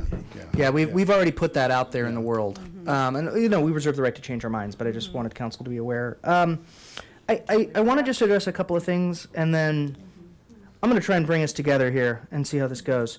So I want to speak to Councilmember Poppins' point about personal preference. I don't, and I want to circle on the 3rd. I appreciate the perspective of my fellow council members. I really see this as an equity issue in my mind, that if we're going to make a major community event a replacement for Rhythm, which was the most popular event that we did in the city for many, many years, and we're going to ask people to pay $25 to $35 for it, as that just doesn't sit right with me. It's just a values issue that I have. I understand why, especially because I'm correct that we don't need that ticket, the ticket of dollars to fund the 3rd, right? Like that including the act, right? Like the event can happen without charging admission on the 3rd, correct? Yeah. Yes, budget-wise, yeah. Budget-wise, yes. So we could do it with Los Lobos or, you know, Taylor Swift or whoever. Maybe Taylor's a little out of our price range. With what's been budgeted from Rhythm, right? So we don't need those dollars to pull the event off. Where the current plan also calls just for a VIP area, essentially. So we're creating yet another exclusionary tier for the community. And when we're telling them this is our major community event of the year, oh, by the way, pay $35 to get in, it just doesn't sit right with me. But I really appreciated the conversation around community safety. So, we can set that aside. I am going to make a motion. I'm going to move I'm just going to put it out there, and we can see where we go. I'm going to move that we direct $45,000 in contingency funds for the fireworks show as requested by staff, and I want to see where the conversation goes. Do I have a second for this? We need to have a second for it in order to. Nope, we have to have a second. Okay, so second for conversation. So the motion has been made by Councilmember Marcin and is seconded by Council Prieto. Councilmember Kalkofer, did you want to speak to this one? I know you had your name in the queue prior to the motion being made. It's all together, so. Okay, okay, sure. 45,000 is a lot of money. I do like trying to find money somewhere else. We just talked about $7,000 being a lot for a flagpole, and now we're talking about $45,000. And I appreciate, and you changed my mind about fireworks. I think we do need to have them, or not we will have a lot of illegal fireworks. And I was the victim, my house didn't burn down, but a legal firework went over my house, and it was scary. No, here in Old Town. And it was scary, and I think $45,000 is a lot of money, and I'd love to find it somewhere else. If we have to do a parking lot and say we will temporarily hold this money until we find money somewhere else, I guess I'm cool with that, but that's a lot of money. Yeah. Can I speak to the motion, Mayor? Sorry. Just to answer Councilmember Chris. Yes, I will let you speak to the motion. I was holding off on making the motion right now because I felt like we're not in consensus with this. But go ahead, Councilmember Marcy. And I agree, and that's the effort is to give us something to be in consensus around or to move forward with different directions. So that's why I wanted to bring the motion. So I do see this as a one-year authorization. I see this as us saying, okay, we're in a situation because of the timing of Kiwanis. This is a one-year thing. I do not, under any circumstance, want to see this come back to us again in the future. If that means we factor it into the budget, that's fine. I just think I see this as a one-year thing. I hear the alternative about the professional drone show. The only point I wanted to make on that is the SVVSD drone team takes tremendous pride in doing that show. Like it is there. It is like they show that video at school board. It is a tentpole event for them. And if we're going to substitute and say that we would take that away and replace a professional drone show, that's not something that I could support as an alternative. So, and Sandy, I see you have your mic on. Yeah, thanks. Yes, Sandy, go ahead. Mayor Hidalgo-Faring and Councilmember Marcin, we've already committed to the Drone Academy also for this year. I mean, if you want to do that for next year, great. But they're having their planning meeting next week. They're super excited. Nextlight's offered to sponsor again. So Perfect. just so you know. So the ball's already rolling on that. For that one, yes. Exactly. And I think the timing that we're in, I mean, in my conversation earlier today with Jeff, it was basically we got to decide on this now. And I do see this as Harold, to the point that Councilmember Kalkofer made. This is like, all right, we're going to have fireworks. It's a one-year thing. Let's go find money where we can for a 12-minute show that is, as kick-butt a show as we can get in 12 minutes. And I trust our fire department, our fire safety team to make it as safe as, significantly safer than illegal alternatives to fireworks. I know our PD does the best job they can enforcing that. The one thing I will, never mind. All right. Okay. I appreciate that, so I'll leave it there. Okay. So then, if we made the motion up to 45, that could be that you have outside sponsorship or something, and we only have to cover 5,000 of it. So that does open the door if we can amend that to say, to say up to 45.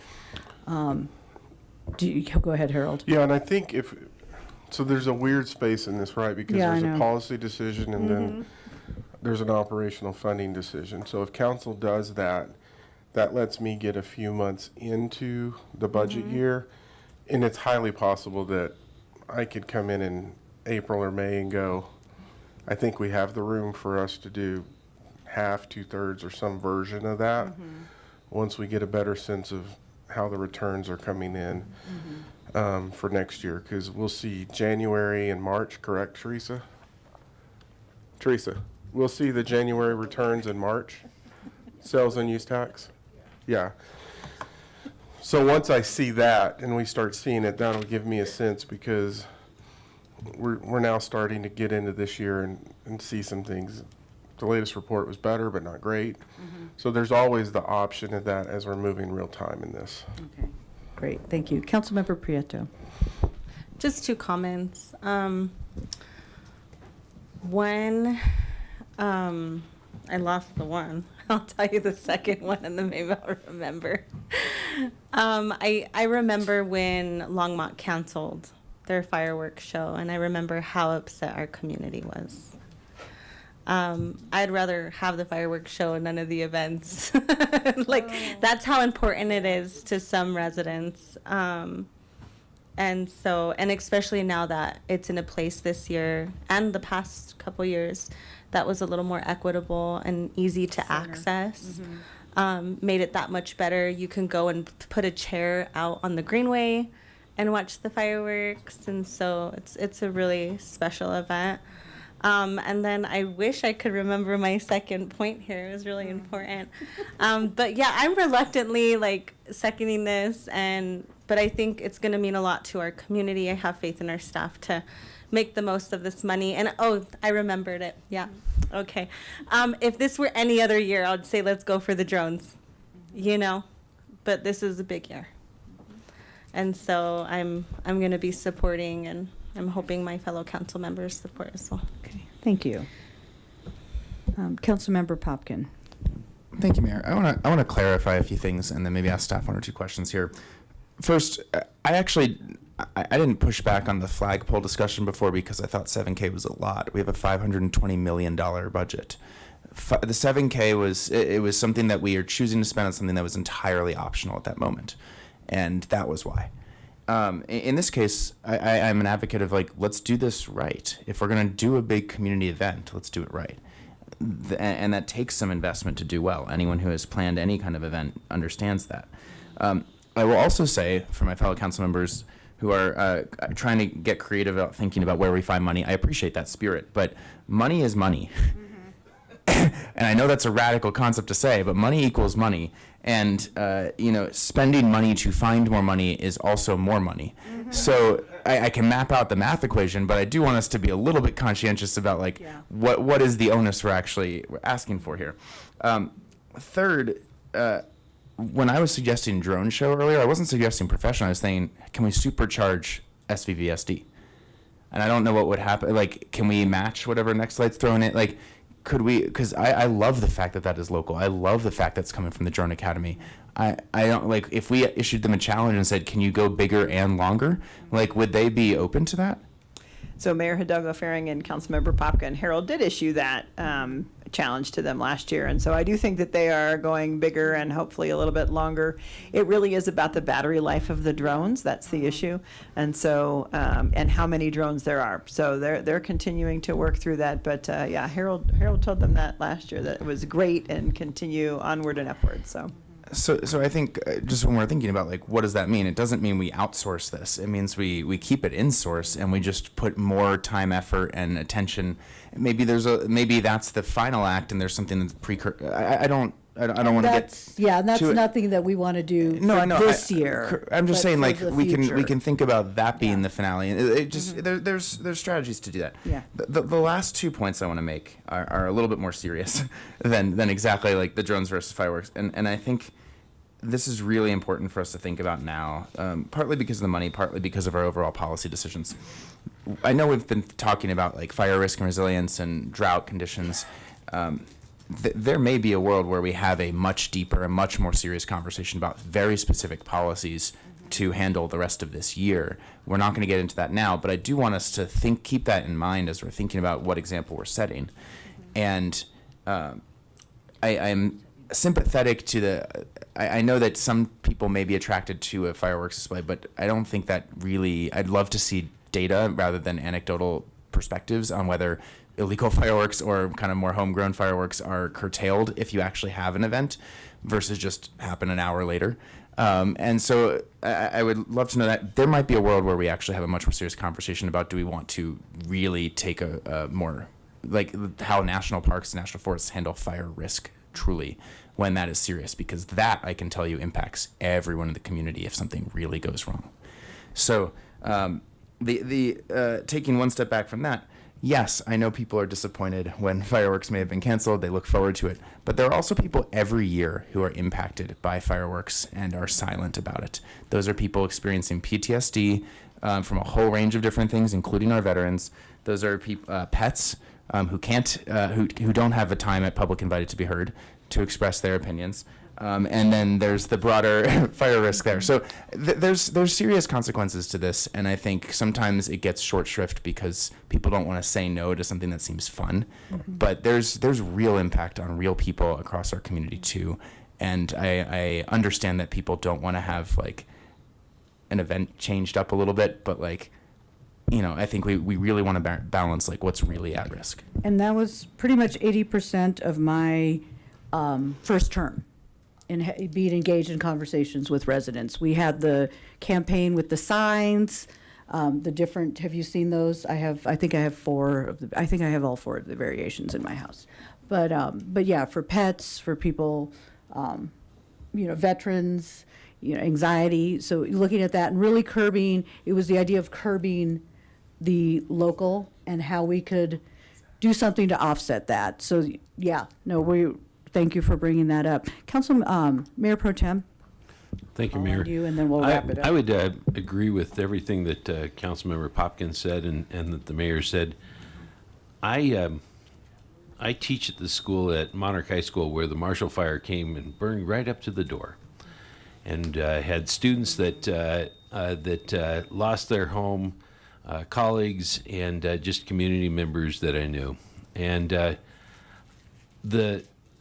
the idea of having a discussion around fireworks, and we're already receiving emails from folks that are saying, hey, don't buy any more fireworks. And there is maybe, I have all the faith in the world in our fire department, but I also think that the fireworks side of things right now is kind of overrated. And I think our community will get past that. I think we've got one of the greatest things going with the drone show, and I think that if we get out of the mindset that you have to have both, or one or the other, I think you really start to achieve what the next generation expects for the next 150 years, and I think that's really what we need to be focused on. We can have these conversations and say, in all the strongest language, this is the last year that we want you to come back and talk about this. But, it always comes up. And I think that it's a marketing aspect. The money that should be spent is conveying to the neighborhoods with signs and stuff like that, how it affects others, like, our vets coming back with PTSD, and animals and other folks that deal with these issues. Maybe we should spend $4,500 in signs and put that out there, and just a small portion of that to let people know that this isn't the end of it. It's a new start. And it's a new beginning, and it's something that you reset society's thinking on, and I think that's where we need to move instead of trying to, focus on a fireworks show. And if we really are concerned about, contingency funds and the economics elements of it, I think we have to get a serious reality check. So we're going to go ahead and vote. I believe everyone has had a chance to speak twice on the issue, so so let's go ahead. Yep.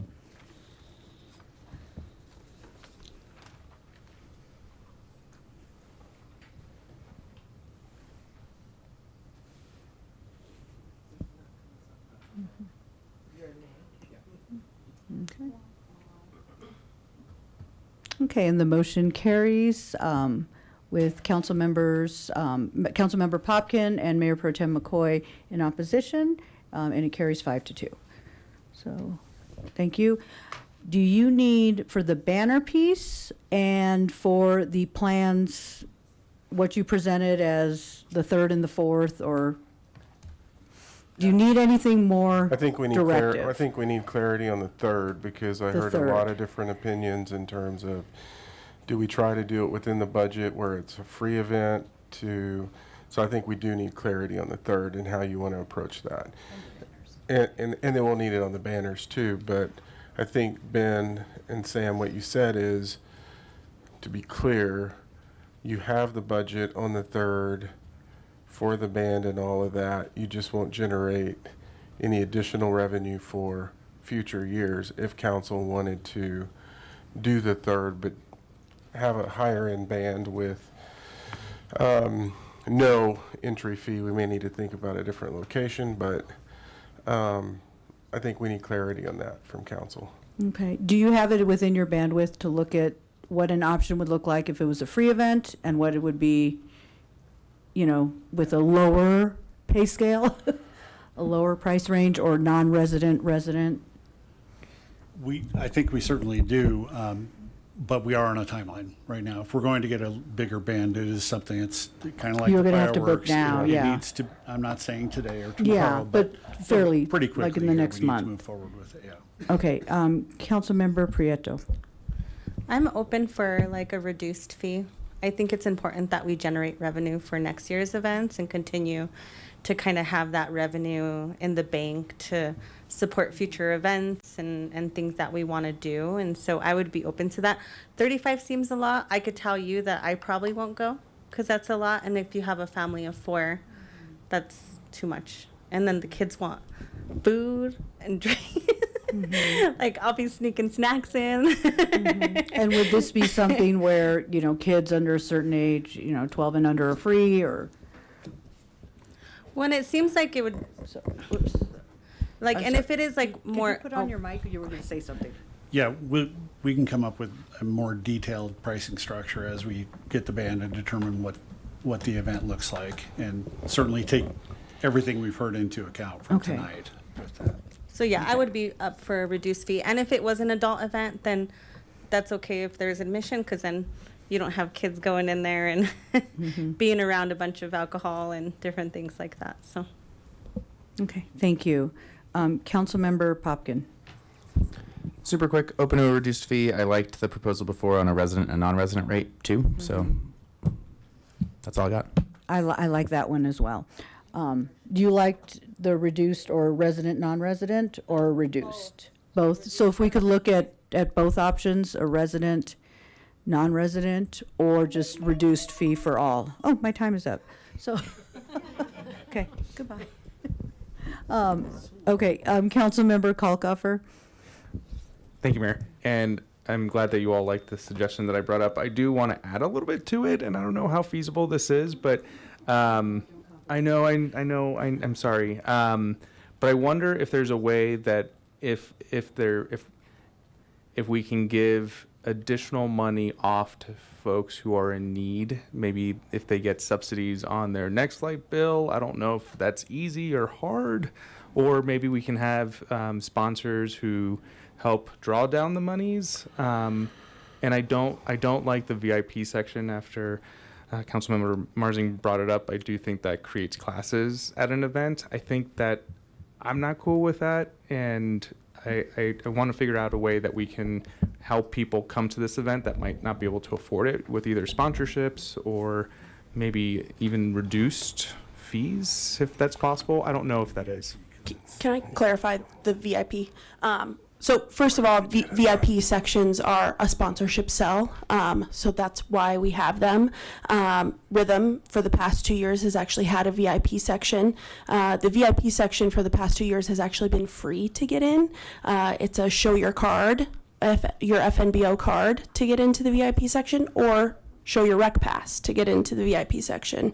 For a ticketed event, it would be a little different. There would probably be an upcharge. But on the 4th of July, where the event itself is free, it would still be a free VIP entrance. You just have to show your card or show your rec pass. Okay. I think I remember that from Rhythm on the River, now that you're, yeah, it was not a big deal. Councilmember Marcin. Thank you, Mayor. So just to be 100% clear, because I'm not that bright, it's a real, I mean, we are talking about ticketed event, right? Plus additional upcharge for the VIP, and the sponsors would want that, et cetera, for those different reasons. So we never charged for Rhythm, correct? Okay. Yeah, okay.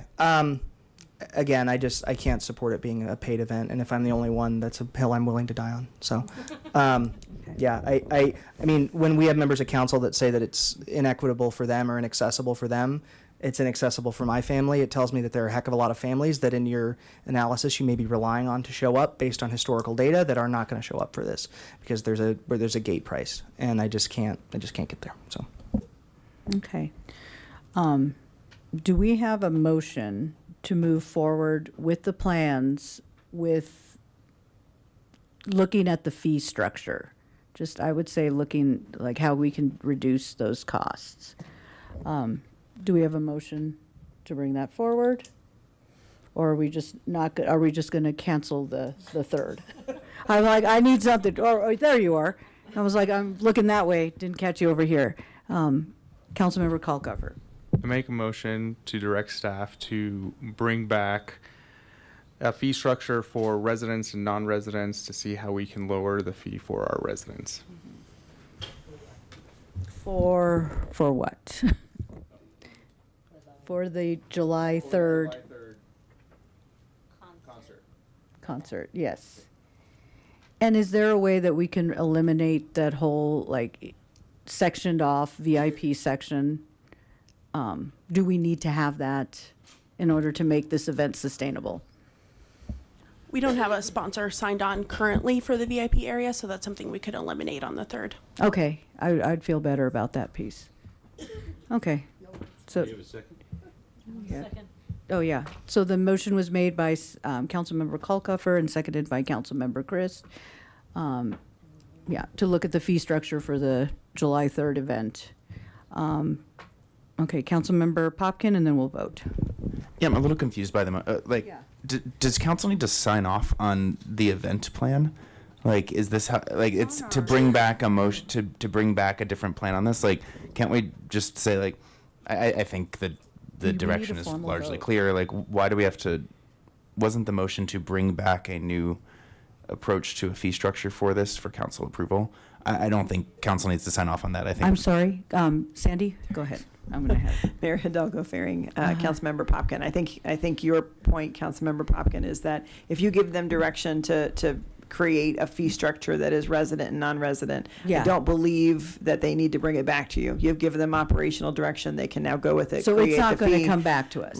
Take out unless you want it to. That's I think was to your pursue point, right? alternative. So direct staff to pursue alternative fee structure for the July 3rd event. Yep, and reduce the VIP, eliminate eliminate the the VIP VIP. area, and have it on July 3rd. And then if you give them that direction, then I don't think they need to bring it back to you if that's And- adequate with the council. If that's I mean, adequate with the council. There's two questions. Yes. You can do that. We don't bring it back to you. Is that the intent of the motion, or do you want to see it? Okay, do you want to see it? Okay. I'm okay with staff moving forward with it, but I would like the communication to come back to us of what you all decided to do. That's fair. Okay. So to clarify, an informational item, not a. I want to try to avoid this council planning another event together. No. Because this is the third one. When we were doing the boards and commissions, we were like really thinking about the event planning stuff too. That night in December too. So I think that just as long as the direction is for informational, like, hey, here's where we ended up. Yeah, we're not going to Great, amend, because we're the not changing. alternative language makes it It's- sound like there's a choice. So, to eliminate. We're not voting on what they bring back. Yeah.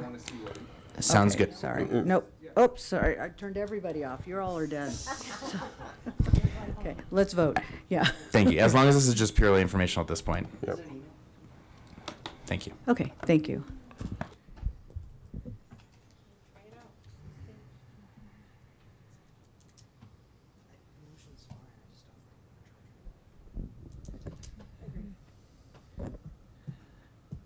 Okay, and that carries unanimously. Is there any other direction that you need from us? The banners. Oh, joy. Okay. Okay, I think they have to be printed. You can't paint them, right? Like, I thought there has to be a printer. I'm sorry. Sandy, go ahead. Yeah. Yep, actually, I'm going to turn it over to Harold. Oh, Harold, yes. I think based on everything council looked at in this point, and I was looking at some numbers, I'll take that piece. Thank you so much. So- Yeah. I will find that to avoid, but I think we can do it. my And Shut you people up. Yeah, well, I was ready to stand with a Yeah. coffee can in front of King Soopers. Yeah. So I'm like, you know what? I'll do And it. so I'll take that, and I do want to commit to you all. I am serious about the point where I heard all the council Yes. saying, "Can we find money?" And I am serious that we will be evaluating this number as we move on. And if our financial conditions improve, you'll just get another informational item that says, at this point, we feel like we can do this. You all fought through a lot on that, and we appreciate it. And But do you really? No, actually, I do, because it was an interesting policy conversation. Because if you don't want fireworks, then it didn't make sense for me to say, well, I can put in. I mean, so we were jointly resolving some issues that at least now we have what we're aiming for, and we'll be evaluating real-time financial conditions. I just didn't want to commit to it, and then I have to come back and say, and we need another hiring freeze. Yeah. That's I don't my wanna do worry. that. That's my Yes. worry in this. That's mine as well. Okay. Thank you. So now we're on to general business. Item B, an update on donating options to support unhoused and Longmont's communications plan. Wow, that's a hefty one. I'm gonna get some more coffee. Do you just want to, if you want to step out and you can, yeah, I think maybe just as needed. Yeah, let's go. I feel like I just bought a car.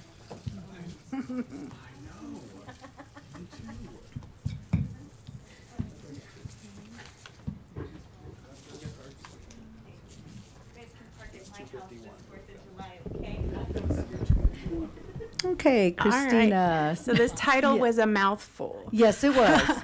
Good evening, Mayor Hidalgo Faring and Longmont City Council. I'm Christina Pacheco, Human Services Director. I'm here with Jill Liss, our Senior Communications and Marketing Manager. So for tonight, I'm going to give a quick update on donating options, and then Jill will talk about our communications plan. So back in July of 25, Councilmember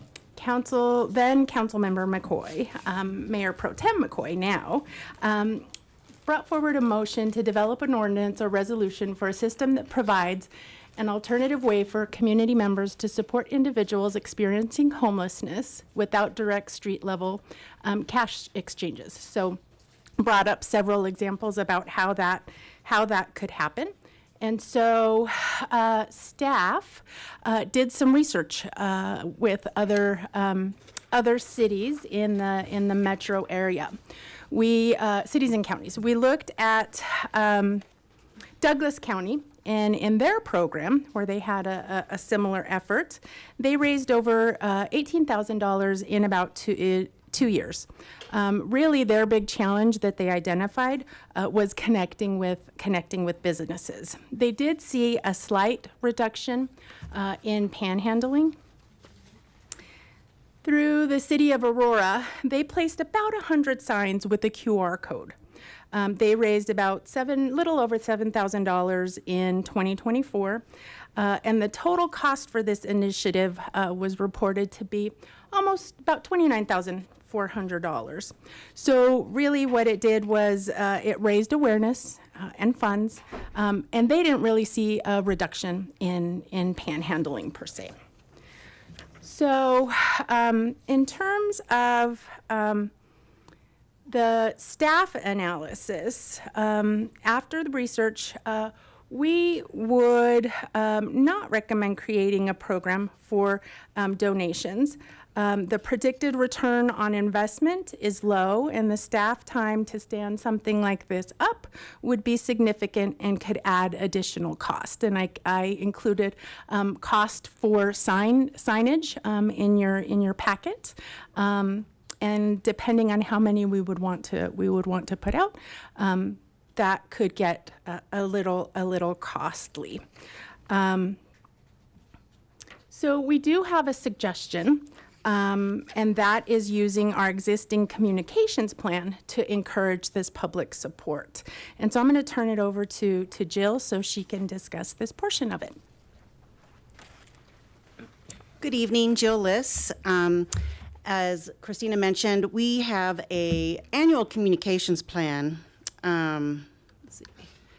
that is designed to raise awareness and increase empathy about people experiencing homelessness in Longmont. Basically, what that plan consists of is kind of a consistent cadence of messaging and communications in different forms, whether it's the city line or social media, via press releases, those kinds of things. And we identified very easily just 4 of those pieces that are very much aligned and providing us an opportunity to encourage people to donate their time, resources, money to local nonprofits. One of them is the May messaging that we share. That's specifically about sharing public spaces, you know, as the weather gets warmer and people are spending more time in parks and those kinds of things, and also maybe people experiencing homelessness are also being more visible in those common areas. We last year talked about, you know, sharing this public space. This public space is for all of us. We care for it, and we need to respect each other in sharing that space, and that gives us a great opportunity to talk about supporting those folks. In summer, we talk about extreme heat. You know, as people think and worry more about people experiencing homelessness in the wintertime, but this is an opportunity to talk about also the challenges with heat for those people that are living unhoused or in their cars. And so again, that gives a great opportunity to talk about this. We also have on our schedule to do kind of a back to school messaging, really talking about families, trying to get that sense about these are people that you know, these are definitely community members, neighbors that we have. And again, that's especially a great opportunity to talk about donating funds or backpacks and school supplies and those kinds of things to help families in need. And then in November, we have National Hunger and Homelessness Awareness Week, and that also aligns with Thanksgiving. So some of the messaging that we've crafted around that is being grateful for what we do have, giving back to those people in need. And so these are things that we already have in place. We have, like I said, this regular cadence, regular editorial calendar, so to speak, about these different types of topics to share. And so these were easy opportunities to really, you know, embrace and support the messaging that Christina's talking about to encourage folks to support local community partners. So what this does is really give us the opportunity to leverage our existing human services and communication staff resources and opportunities that wouldn't require additional staff time or funding. And so what we are here to ask council is to tell us what our next steps are. Do you want to provide direction to continue to develop a program that includes these alternative ways for community members to donate? Utilize our communications plan, or provide us with further direction. Okay, so Mayor Pro Tem. Thank you, Mayor. Christina, Lindsay, and Jill, I want to thank you all. You know, the thing here is that I think we really want to be data-driven. And if we've got the data and we have the information that says, hey, the cost-benefit analysis is that we could put up signs and the signs would be more expensive than the benefit to the community, then I'm fine with that. I just want us to take a proactive role in it and where we're going with this, and I think that's where your staff's suggestion I think is headed. And if that's the direction, you know, I think we can do all kinds of things. We're having, I'm told, a lot of interns this summer. I don't know if it's true, Sandy, but I could be wrong. I was wrong last week a couple of times. And so the thing is that when we look at that, we could even, charge them with the idea of kind of even little videos about this that kind of let the public know this is serious stuff, and when you are giving at the exit of a business to this, it defeats some of the purposes that we're trying to accomplish by getting people back on track with their lives and things like that. And if we can get that sort of thinking where we have people moving in that direction, then I think we've done a lot. And I hope other council members see it that same way, and and I hope they'll support going in this direction. And going in the direction of utilizing our city Yeah, communications plan? absolutely. Okay. Councilmember Christ. Thank you, Mayor. And thank you, Christina, and our communication specialist, because this is a great alternative to come up with. I'm wondering, we're encouraging donations to organizations.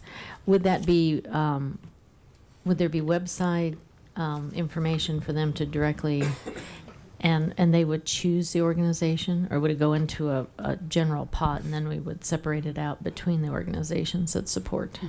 We already have a webpage that talks about like our community partners, and if you're interested in supporting people experiencing homelessness and the organizations that serve them, these are some people to think of. We would refine that messaging on that page to really be a little bit more, I think, directional about these are the partners that are doing these types of things. This is how you support them. This is what they need.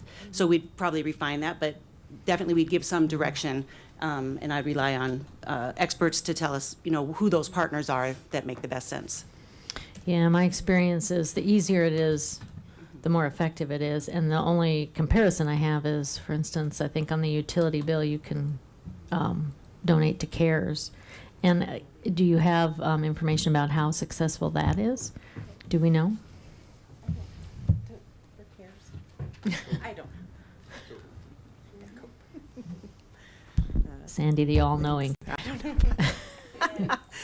Mayor Hidalgo Faring and Councilmember Christ, that's the COPE program that you're talking the about. COPE, So yeah. CARES actually comes from the utilities and from each of those in the general fund to provide rebates, but the COPE program does assist with electric bills. And I see Becky behind me that can speak probably to the successfulness. I know we've seen some dwindling numbers, but it seemed like last time we checked in with the R Center that program was still going strong, and we plan to also promote that a lot this year too. But you Yeah, feel free can to add. donate into it as you're paying your utility bill, so it's kind of a one-stop shop, right? That's correct, and that Yeah. generates about $25,000 annually. So that's good. Yeah. Okay, so we can connect this in such a way that people are paying something and then they can also just add on to these organizations. But it sounds like this might be a specific call to action just for this donation. Is that correct? And that would encompass, so that work would also be, if we approve item 2, or the second option, that would include, revising the webpage and that guided, yeah. Well, I'm in favor of it. I just, let's see if we can make it more effective, tweak it in the future. But, Okay. yeah. Councilmember Prieto. I would be for using city communications to help get out the word for local nonprofits. I'm a little hesitant in encouraging people not to donate to folks in need, just because we don't have a one-stop shop for someone to go and get food, right? Our center used to do that for homeless individuals. They don't do that anymore. And so if we had a plethora of services, then I'd be like, sure. Yeah, and so item 2 would not do the QR code, it wouldn't do any of that. Yeah. So that was my so I'm in favor also for not moving forward with that and just kind of seeing what the city can do as far as its communication, and then also getting creative with campaigns in the future. Harold, we're having conversations around redeveloping our downtown transit area, and what kind of things can we put into place? I hate to say the signs that the schools have, like the light signs, but like sometimes I'm going down the highway and it's like click it or ticket, or like it'll have information. And so like maybe the city can get creative as we do different campaigns to help different organizations or populations of people, or just to create awareness. So on some of our transit stops, we are going to have video boards that Phil talked about, that he presented to council a while back. I think the challenge for us is that met the code based on we had to adjust the code for that, because that's going to have the times for the buses to come forward.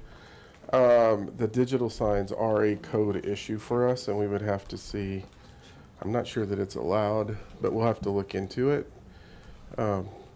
Yeah, just getting creative. It doesn't have to be digital Yeah. signs. It could be something else, but just thinking like there's ways to do campaigns to help those folks, but also not impact them directly, at least for now. And we're also doing a great job with the coordinated entry and providing those folks resources as well. So yeah, so I would be in favor of kind of just using the city communication and putting out the word, but not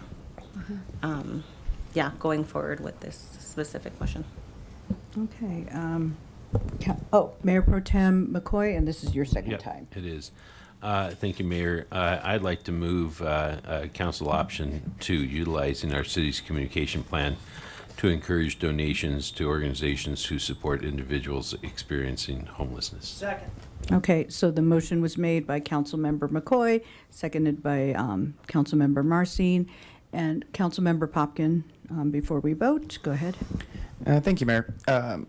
Before we vote, I have a question on this, which is, what's the city's precedent for using our public communications to encourage people to donate to other organizations? Do we do that in other situations too? Yeah. I just want to make sure we're not picking winners or losers along the way. Mayor Hidalgo Faring and Councilmember Popkin, we have run similar campaigns to this, not with this intensity and this really excellent communication planning that Jill has brought to it, but in the past we had a Take One Step program where we actually did refer to particular nonprofits. And the way that we look at it is we determine the nonprofits based on who is being contracted with through the Health and Human Service Advisory Board. So, for example, we will help promote anyone who is somebody who's contracted with this program. Basically, and who who's we're already received- funding. That's right. So if we're already funding them, because that comes from council priorities, and therefore the funding comes from the HHSAB board, that we take that list and will help to promote any nonprofit that's on that list. And then particularly when we pull these kinds of campaigns. So that precedent is already there. Yeah. It's the contractual relationship that we have through that funding that establishes who's included and who's not included. Thank you. That's what I wanted to clarify for both my understanding and the public's. And then I just wanted to compliment Eliberto, who's not here, and Christina and the team for a really thoroughly researched effort on this. Thank you. Thank you. Okay, let's go ahead and vote. Okay, Councilmember Prieto, and this is your second. Okay. As far as communications, Christina, it's not going to be like, donate to these organizations and don't give to. Okay. I just wanted to clarify on that one. Yeah. Okay, thank you. Okay, so let's go ahead and vote.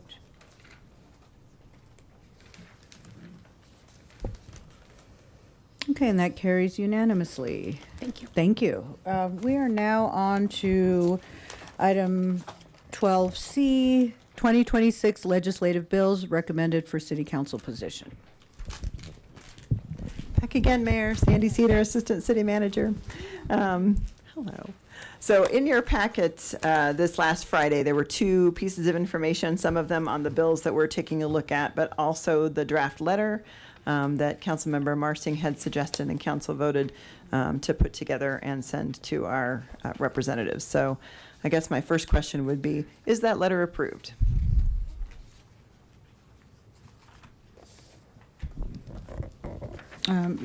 Yes, yeah, we need a motion, Yes.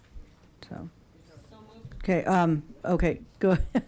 So the motion was moved by Councilmember Prieto and seconded by Councilmember Marcin. And that was the letter?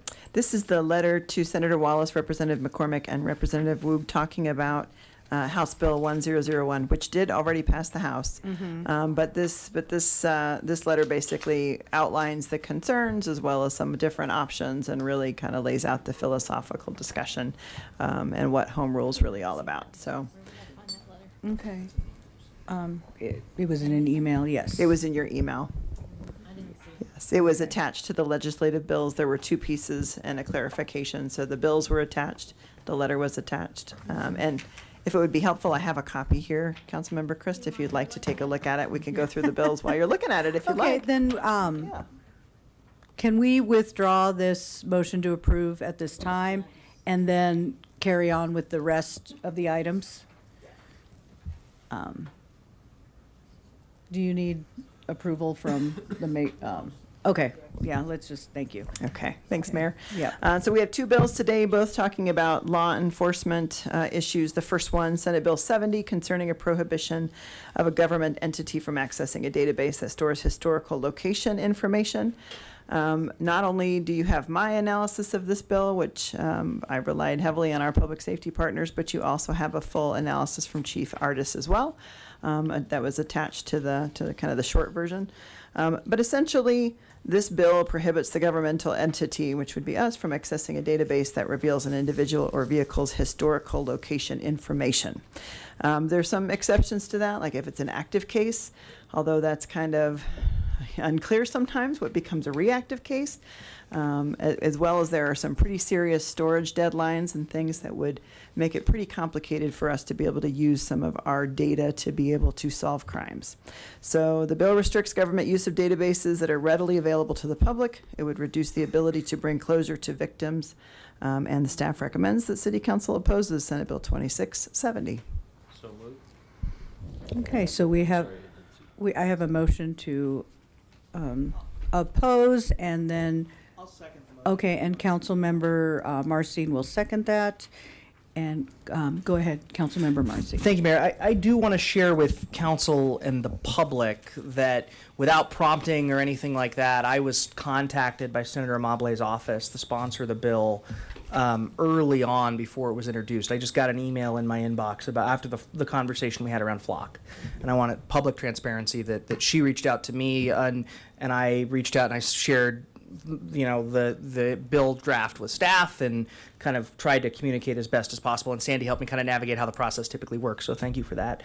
And the thing that I flagged immediately and that Chief Ardis in his analysis lays out is the biggest problem with the bill from a municipal enforcement perspective, in my opinion, really is that the bill defines historical data as 24 hours, essentially. So law enforcement agencies have 24 hours to access this data. And from my perspective, like I'd almost rather get rid of it entirely and just not have it than force our law enforcement to operate in that way. The intent of the bill is, and the sponsor is not movable on that specific issue, is my understanding. So from a municipal governing, like law enforcement perspective, even extending it to 3 days or 10 days or something where there would be more flexibility for our officers to actually access the data, it's not, they're not movable on that. So I do think an oppositional position on this bill is the right approach, unfortunately. Because I agree with the spirit of the bill around ALPRs and that kind of data, but operationally for a city, it's a challenge. Okay. Councilmember Popkin. Thank you, Mayor. I have a clarifying question for you. To my knowledge, council has not taken a position on license plate readers or automatic license plate readers, right? I think we have. No. No, thank you. I just wanted to clarify that. So Councilmember Marcing's comments are heard, but solely his own. I had a question for maybe Chief Ardis on this, if you want to join us, sir. Thank you.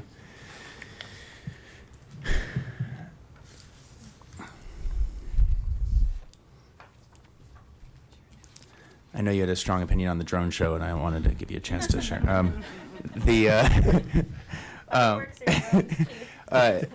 Chief, thank you, sir. I was just hoping you articulate a couple points here in your memo to council, and I wanted for public's understanding and for my own, if you could elaborate on a couple of them. First, building on what Councilmember Marcing was just talking about, can you elaborate why the 24-hour threshold first of all, what it's a threshold for, and then why it's why it doesn't connect with kind of your operational approach from a public safety department. Yeah, and I can't tell you, I did have an opportunity to speak both to Senator Wallace and Senator McCormick about a week ago when I went and visited them at the Capitol, specifically to talk to them as co-sponsors of this bill to get a better understanding. So a lot of the answers I don't have. Neither one of them could provide a lot of in-depth information on why it was written the way it was. The 24-hour period for us is a challenge because not every crime is reported within 24 hours. And so it creates this piece that if we miss that window, we can't access it unless we get a search warrant. And the search warrant is a challenge because a lot of times, as we've talked about in the past, ALPRs are a tool for us to use, meaning we may have a vehicle description. Witnesses aren't always the best source of information depending on what they saw, when they saw it, what angle they were sitting at. And so a lot of times we start with basically just a description of a vehicle. And from there, we have to do part of our investigation and pull video and different things. And so the 24-hour period is really not practical for an investigation because an investigation could take weeks. Or again, I used an example with both with Representative McCormick is that if you went away on a Friday night to go ski in the mountains and you came home Sunday and found your house was broken into, it's been more than 24 hours. So I couldn't look at it. So it really creates this challenge. The other issue is if you had someone who was maybe suffering from early stages of dementia and you assume that your father, your mother, or someone is at home and you realize that they have been gone more than 24 hours, we would have to get a search warrant in order to try to locate their vehicle under the current bill. So it creates a tremendous amount of challenges for law enforcement to follow up, not just on criminal cases, but non-criminal cases where people are suffering from mental health crises or folks that are suffering from diseases or illnesses. So that's just a high-level overview of what the 24-hour challenge could create and will create for us in law enforcement. Thank you. And you also mentioned in your memo kind of maybe a shift in logic, I think was your phrase that you used, with regard to kind of the point-in-time vehicle and location observations in public spaces, and maybe how there's been a little bit of a shift in the state on that. Could you just elaborate a little bit more on what that means to you and to the department? Yeah. Now, are you referring to the body camera video piece? Yes. Of right to privacy? Yes. Yeah. So I think that when you look at each bill, we'll talk about. It's just kind of an outline of why it's critical for legislators to decide that they need to move forward with a bill, right? And in SB 217, which is what the state passed for body cameras, the state looked at it boils down to, and I hope I can clarify this easily, is that the two main issues, both in this bill with ALPRs and the issue with body cameras in SB 217, was that the issue is the conduct of law enforcement and how law enforcement might use their conduct and how they may conduct themselves during investigations or in contact with the public. The other issue at question, and I would argue and challenge legislators on, is the issue of privacy. So under SB 217, the state was not worried about your privacy when it came to body camera and what body cameras record because it's mandated that law enforcement have those. So we go into some of the most intimate locations with people who are experiencing some of the most worst times of their lives. They don't call us because things are going Their wrong. homes, their offices, their bathrooms, their bedrooms. Correct. And so we record everything that's there to include people sharing the most intimate personal things about themselves. And when you look at the way that bill is written is that under CORA, anyone in the state of Colorado, or in fact anyone in the country, can request that video. And we do have to redact certain things from it, but they can capture that moment. So privacy is not an issue. When we talk about the ALPR bill, again, it's about law enforcement's conduct or government's conduct and how they'll use this information.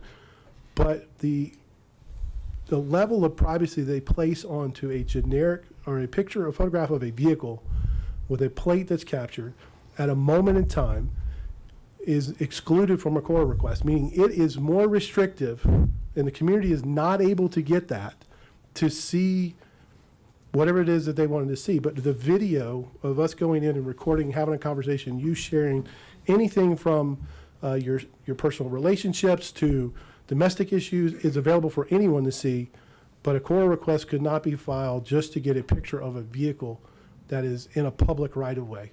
So when you talk about the privacy issues, on one hand, you have state legislators saying we're more concerned about officers and what they do, and we're not concerned about the privacy of our citizens, that we're willing to allow this device to come in and capture that.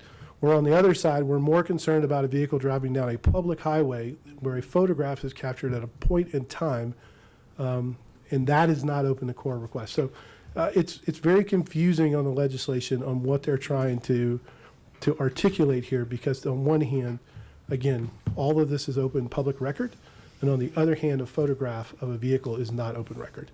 And so again, I think the argument about privacy is confusing, particularly to law enforcement, based on the intrusive nature of body cameras and what we've done for probably the last, 5 years or more? Yeah, thank you. My last question, would this bill make us less safe?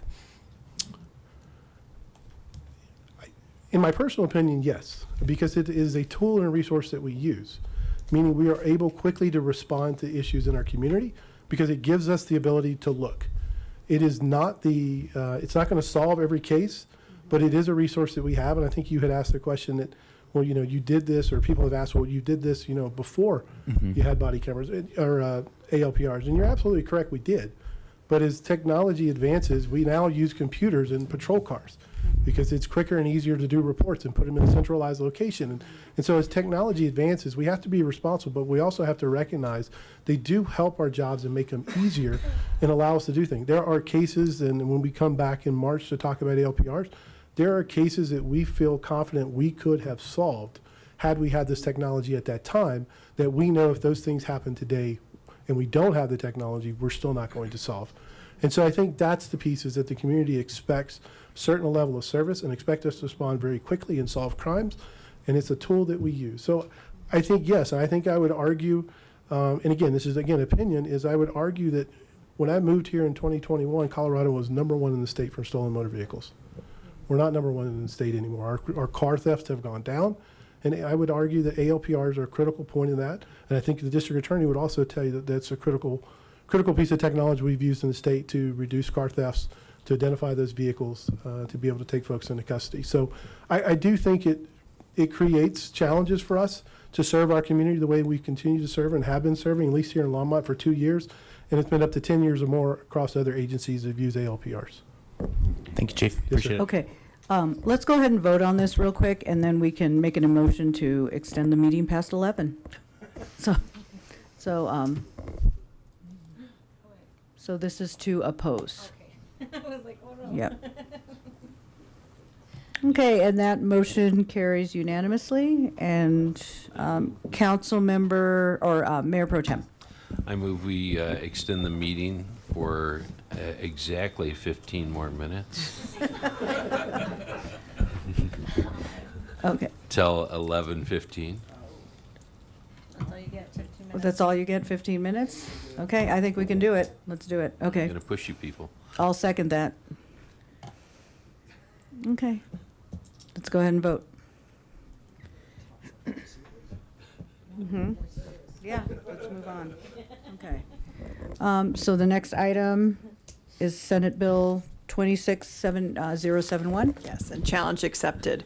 Yeah, let's do it. So I'm going to keep the chief close, though, because this is also a law enforcement one, and I'm just going to try to lay it out the same way that CML did, because they did a really good job with this one, with most of them. So this bill, the Surveillance, Accountability, and Freedom Ensured Act, SAFE Act, regulates how law enforcement agencies can use all the surveillance technologies, including red light cameras, license plate readers, pole-mounted cameras, drones, facial recognition, or any other technology that could possibly fit into this definition.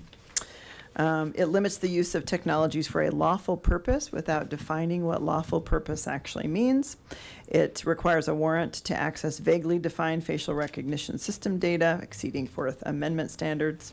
And surveillance data collected from traffic cameras, speed cameras, red light cameras, and LPRs cannot be retained for longer than 30 days, with drone footage not being able to be stored for longer than 90 days, unless it's part of an active investigation, which, as I mentioned, that's already a problematic kind of wording. It also requires detailed log access anytime any of this data is accessed, and allows residents of the jurisdiction to request data to verify compliance with the act at no cost to the residents, and this is an unfunded mandate from our perspective. So this bill would significantly hamper law enforcement and their ability to solve the crimes, and we suggest that the City Council opposes SB 2671. Okay, Councilmember Marcin. Thank you, Mayor. I move we oppose SB 2671. Okay, so the motion is to oppose. Recommendation to oppose was made by Councilmember Marcin, seconded by Mayor Pro Tem McCoy. Seeing no one in the queue, let's go ahead and vote.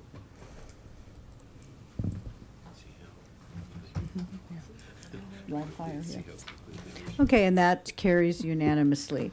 And now we're back to the letter. The letter. That Councilmember Marcin had made and was sent to us, was that earlier today? Friday. Friday. Oh, I read it earlier today. Yeah. Fair It was enough. way back there. Okay. So, and you want us to call? Yes, we need a motion to Motion, vote yes. that the So, letter is approved. Yeah. Councilmember Prieto, Or do if you there's any still changes. want to move this item? Okay, and then Councilmember Marcin has seconded it. Okay, and then yes, go ahead. When would you expect to send this, Sandy? Right after this meeting. Amazing. Thanks. Okay, so let's go ahead and vote.